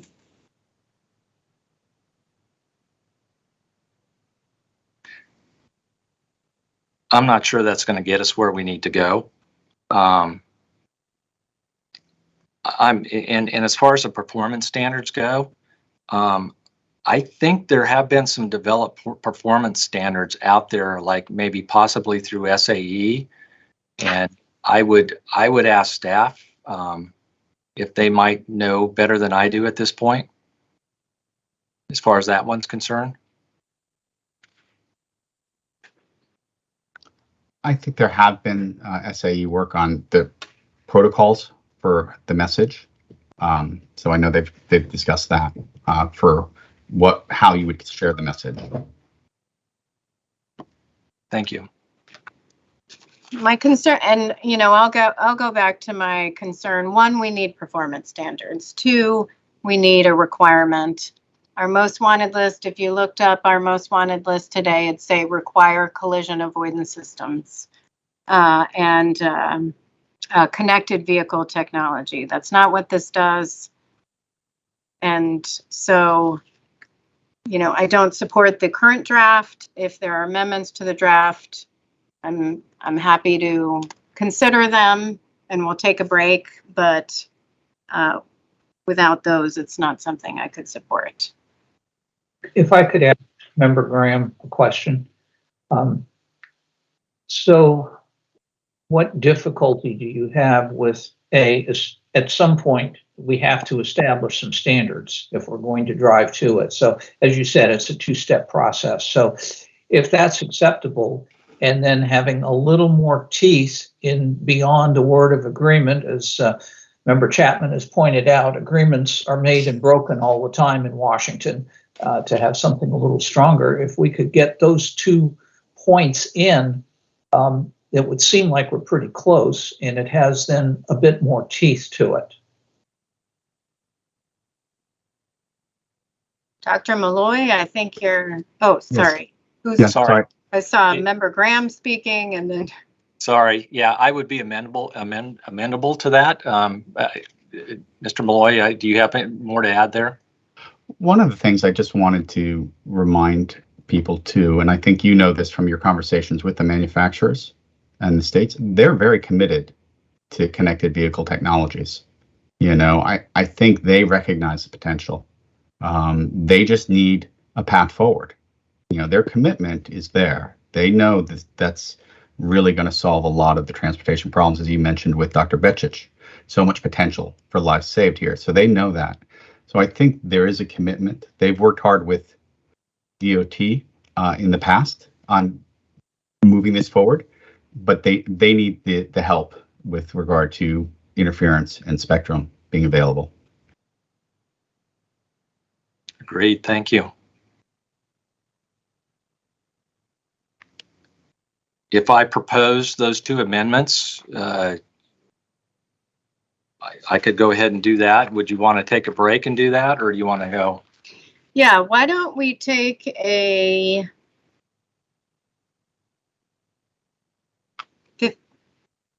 getting a lot of hands already.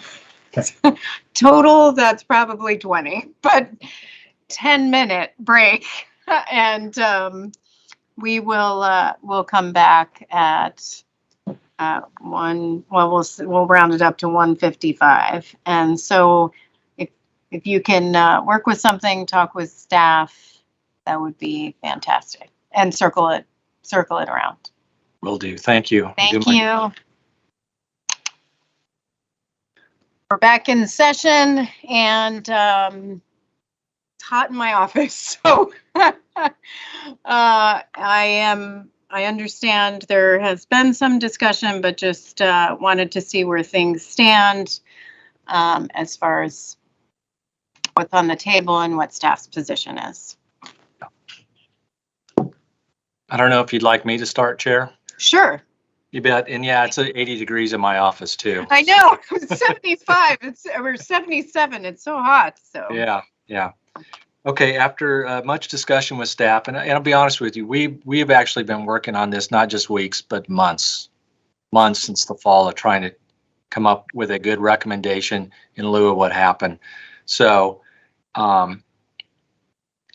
maybe I'll just read the whole thing again the way we have a change, and it's fairly minor.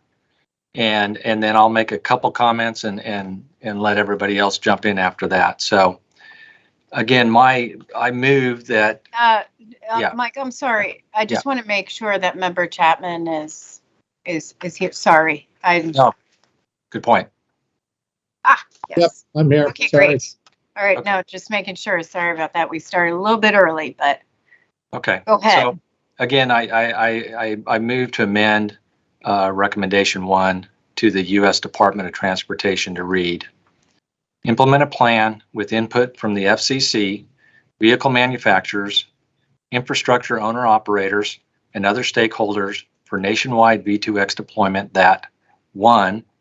resolves issues related to harmful interference from unlicensed devices such as those that use Wi-Fi.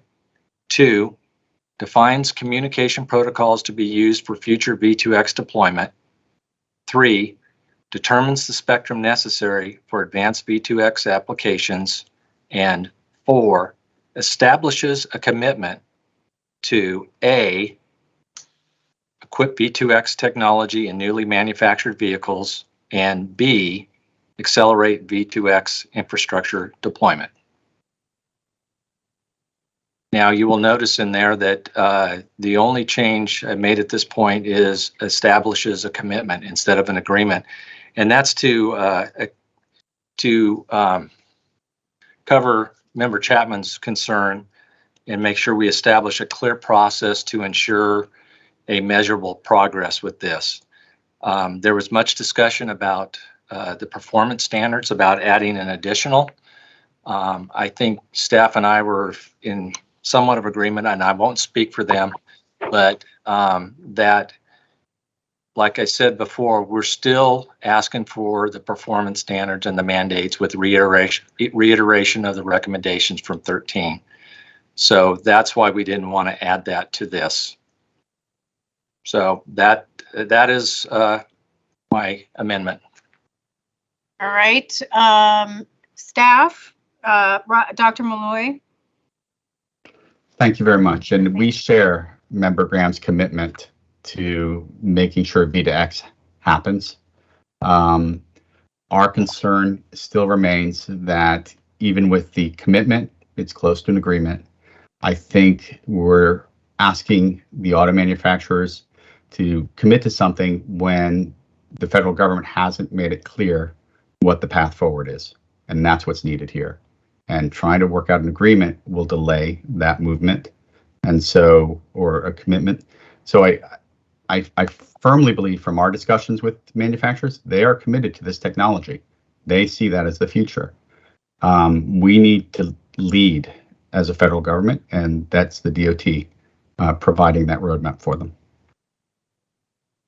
All right. Any questions?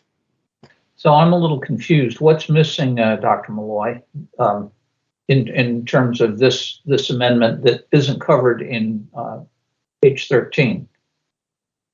So really, it's not so much when we started going towards the standard portion of it, we have multiple standards we're calling for: vehicle to pedestrian, vehicle to bicycle, motorcycle, a number of them. And so that just gets a little more complicated with it. But I think the recommendation that we're reiterating makes that statement clear that we want standards for vehicle to vehicle that we saw in this crash and is focused on this crash.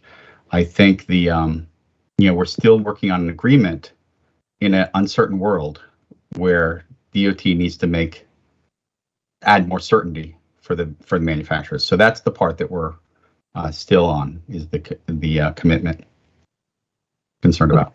Standards, so the whole standard thing is covered under the earlier recommendation, correct? Yes, correct. Okay, so then the only possible sticking point is the number 4. That is correct. Okay. But for me, I would not want to see commitments go forward without a performance standard in place. So this provides a separate process. So for me, that's still a sticking point. I will. Can I talk to that? Sure. This is fashioned, like I said, under the AEB commitment, which I went back and looked at that document that got the manufacturers moving forward before the mandate. And some of this wording is very similar to that because it is a commitment in their document is what they're asking for.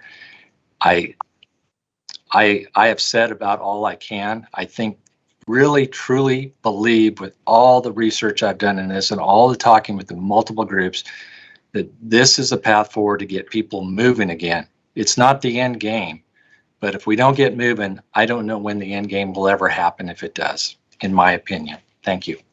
No, appreciate that. And from my perspective, again, that voluntary commitment was not us. That was something else. Ours was require AAB, implement performance standards, then require AAB. That was industry with NHTSA, and now it's been so delayed that we're behind. So, from my standpoint, again, we're going to have 2 different directions essentially to NHTSA.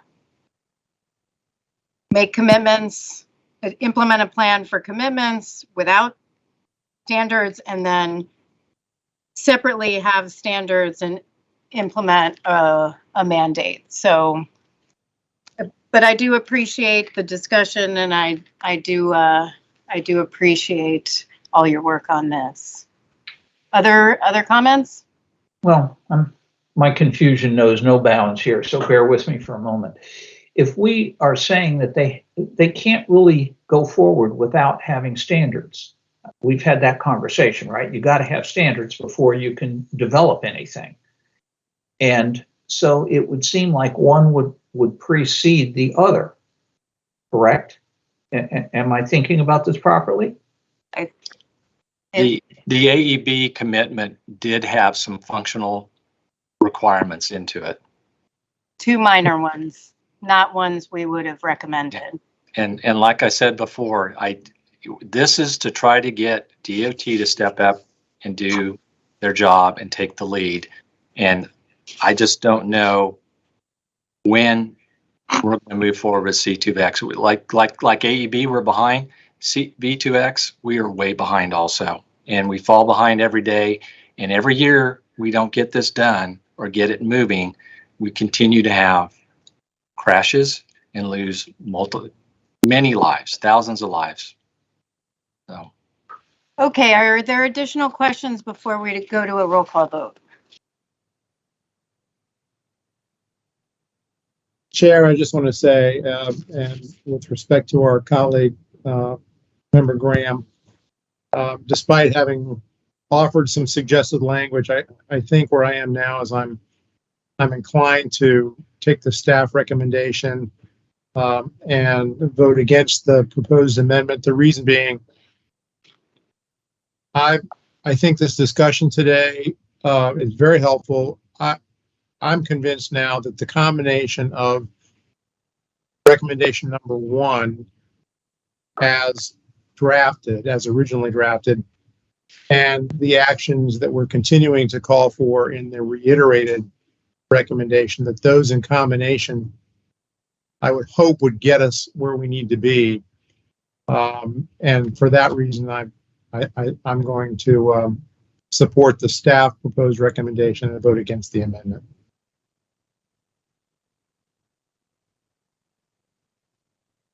All right, further questions? All right, hearing none. Vice Chairman Landsberg, we'll go to a roll call vote. Vice Chairman Landsberg. I'm going to vote aye for the amended recommendation because I think it specifies a little bit more and so on. But anyway, I will vote aye for the amended. Great. Member Graham. Member Graham votes aye. Member Chapman. I reluctantly vote no, with kudos to our colleague for his work on this. And the chair also votes no, but I thank Member Graham for his tremendous work on this issue, not just the amendment, his incredible advocacy for a very important most wanted list item. And I also thank the staff for their work on this too. I know it's been a long effort, so appreciate it. So the vote does not carry on 2-2. So now we go to approving. Oh, are there any more amendments to the recommendations? Kathy? That's exactly what I was going to ask. Yep, yep. Oh, sorry. Member Graham? Yeah, I am a little concerned, and I assume staff is concerned the way it is originally written, that we are going to need to change from unlicensed Wi-Fi devices to be consistent with the rest of our report and findings. And I don't know if we could ask staff about that to confirm that, and I would make an amendment to fix that. That's inserting the such as. Yeah, sorry. And just for clarification, Member Graham? Yeah. Staff submitted page changes in response to your amendment. You did changing the findings that supported the recs. We then changed the rec language to match those findings with our page changes. Sorry, I didn't have that. I put that to the side. Okay, disregard. Thank you for that. Okay, thank you. Are there any other amendments to the recommendations? Any further discussion on the recommendations? All right, is there a motion to adopt the recommendations as amended? So moved. Is there a second? Second. All right, the motion to adopt the recommendations as amended has been seconded. Vice Chairman Landsberg. Aye. Member Graham. Aye. Member Chapman. Aye. Chair votes aye. The vote is unanimous in favor of adopting the recommendations as amended. All right, we'll move forward with adoption of the final report. Does any member have additional issues for discussion though? No. Is there a motion to adopt the report as revised? So moved. Moved by Vice Chairman Landsberg. Is there a second? Second. Second by Member Graham. The motion to adopt the report as revised has been seconded by Member Graham. Vice Chairman Landsberg. Vice Chair votes aye. Member Graham. Member Graham votes aye. Member Chapman. Member Chapman votes aye. Chair votes aye. The vote is unanimous in favor of adopting the report as revised. Does any member wish to reserve the right to file a concurring or dissenting statement? Member Graham? All right. Is there any further discussion? All right. Well, our deliberations have now concluded. I want to thank my fellow board members for their preparation and participation in today's meeting. We discussed important topics that will benefit the final report and inform our safety recommendations, so thank you all. All too often, when we're on scene at a highway investigation, people suggest that the cause of a crash is obvious. The driver was speeding. In other words, they assume driver error is the cause. Until recently, there was even a statistic on NHTSA's website to suggest that these people might be right. It said 94% of serious crashes are due to human error. The problem with that statistic is that it gained a life of its own. It was used out of context, and it was removed from the disclaimer in the original source, which specified that it only described the last failure in the causal chain of events leading up to the crash. We're glad this statistic has been removed from NHTSA's website. The causes of any given crash are complex and interdependent. This is not new to the NTSB. Our investigations have long taken a systems approach to figuring out what happened across all modes of transportation and how to prevent a tragedy from happening again. Using this investigation as an example, we looked at the vehicles involved, including their maintenance and inspection records, the role of technology in enhancing safety, and the truck safety systems. We looked at factors related to the motor carrier companies, such as their safety practices and compliance reviews. We also considered the driver's certification, licensing, and driving history, as well as their employment background, medical history, and work schedules. But we also considered the environment, the weather, and the highway itself, including pavement friction, lane markings, road treatment, traffic, signage, and speed limits. And we looked at post-crash care with the emergency response following the crash. And we evaluated shared responsibility, the actions or inactions of all stakeholders, including federal, state, and local regulators, in preventing this crash by ensuring redundancy in the system. I know systems thinking isn't easy. It isn't quick. It doesn't fit in a soundbite or a tweet. It's not compatible with shrinking attention spans, but nothing worth having is easy. We need to fight harder. And I can think of nothing more worthy to fight for than NTSB safety recommendations, which also take a systems approach. Here's an example from our most wanted list of safety improvements. Implement a comprehensive strategy to eliminate speeding-related crashes. It includes everything from increasing public awareness of speeding as a national safety issue that contributes to approximately a third of all traffic fatalities, to educating drivers that simply adhering to the number posted on a sign isn't good enough. Your speed is only safe if it takes the road conditions into account. A comprehensive approach also means engineering in life-saving technology in vehicles. How?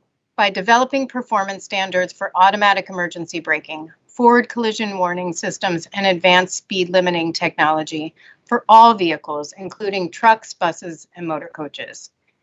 Then we must require that all newly manufactured vehicles be equipped with such technology.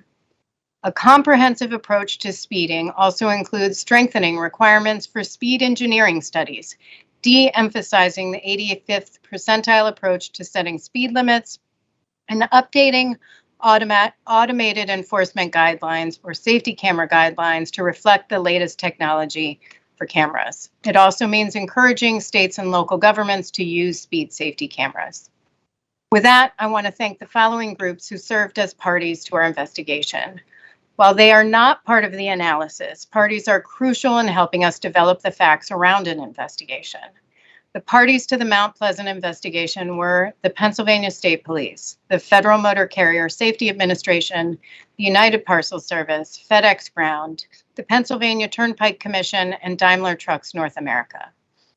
I also extend the board's gratitude to our colleagues in the Office of Highway Safety, the Office of Research and Engineering, and the Office of General Counsel for their work over the course of this investigation and in the development of an excellent report. The NTSB's Transportation Disaster Assistance Division, whose team members coordinate resources and information for survivors, families, and friends of those involved in the tragedies we investigate. Our colleagues in the Office of Administration, the Office of the Chief Information Officer, and the Digital Services Division for their vital support of this meeting. And finally, the Office of Safety Recommendations and Communications for its diligent work and advocacy to improve safety. When acted upon, the recommendations we've issued and reiterated today will save lives on our roads.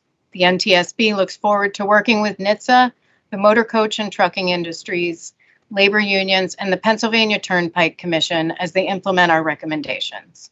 At the same time, NTSB will not stop working to create a system where there's no longer a need for our recommendations.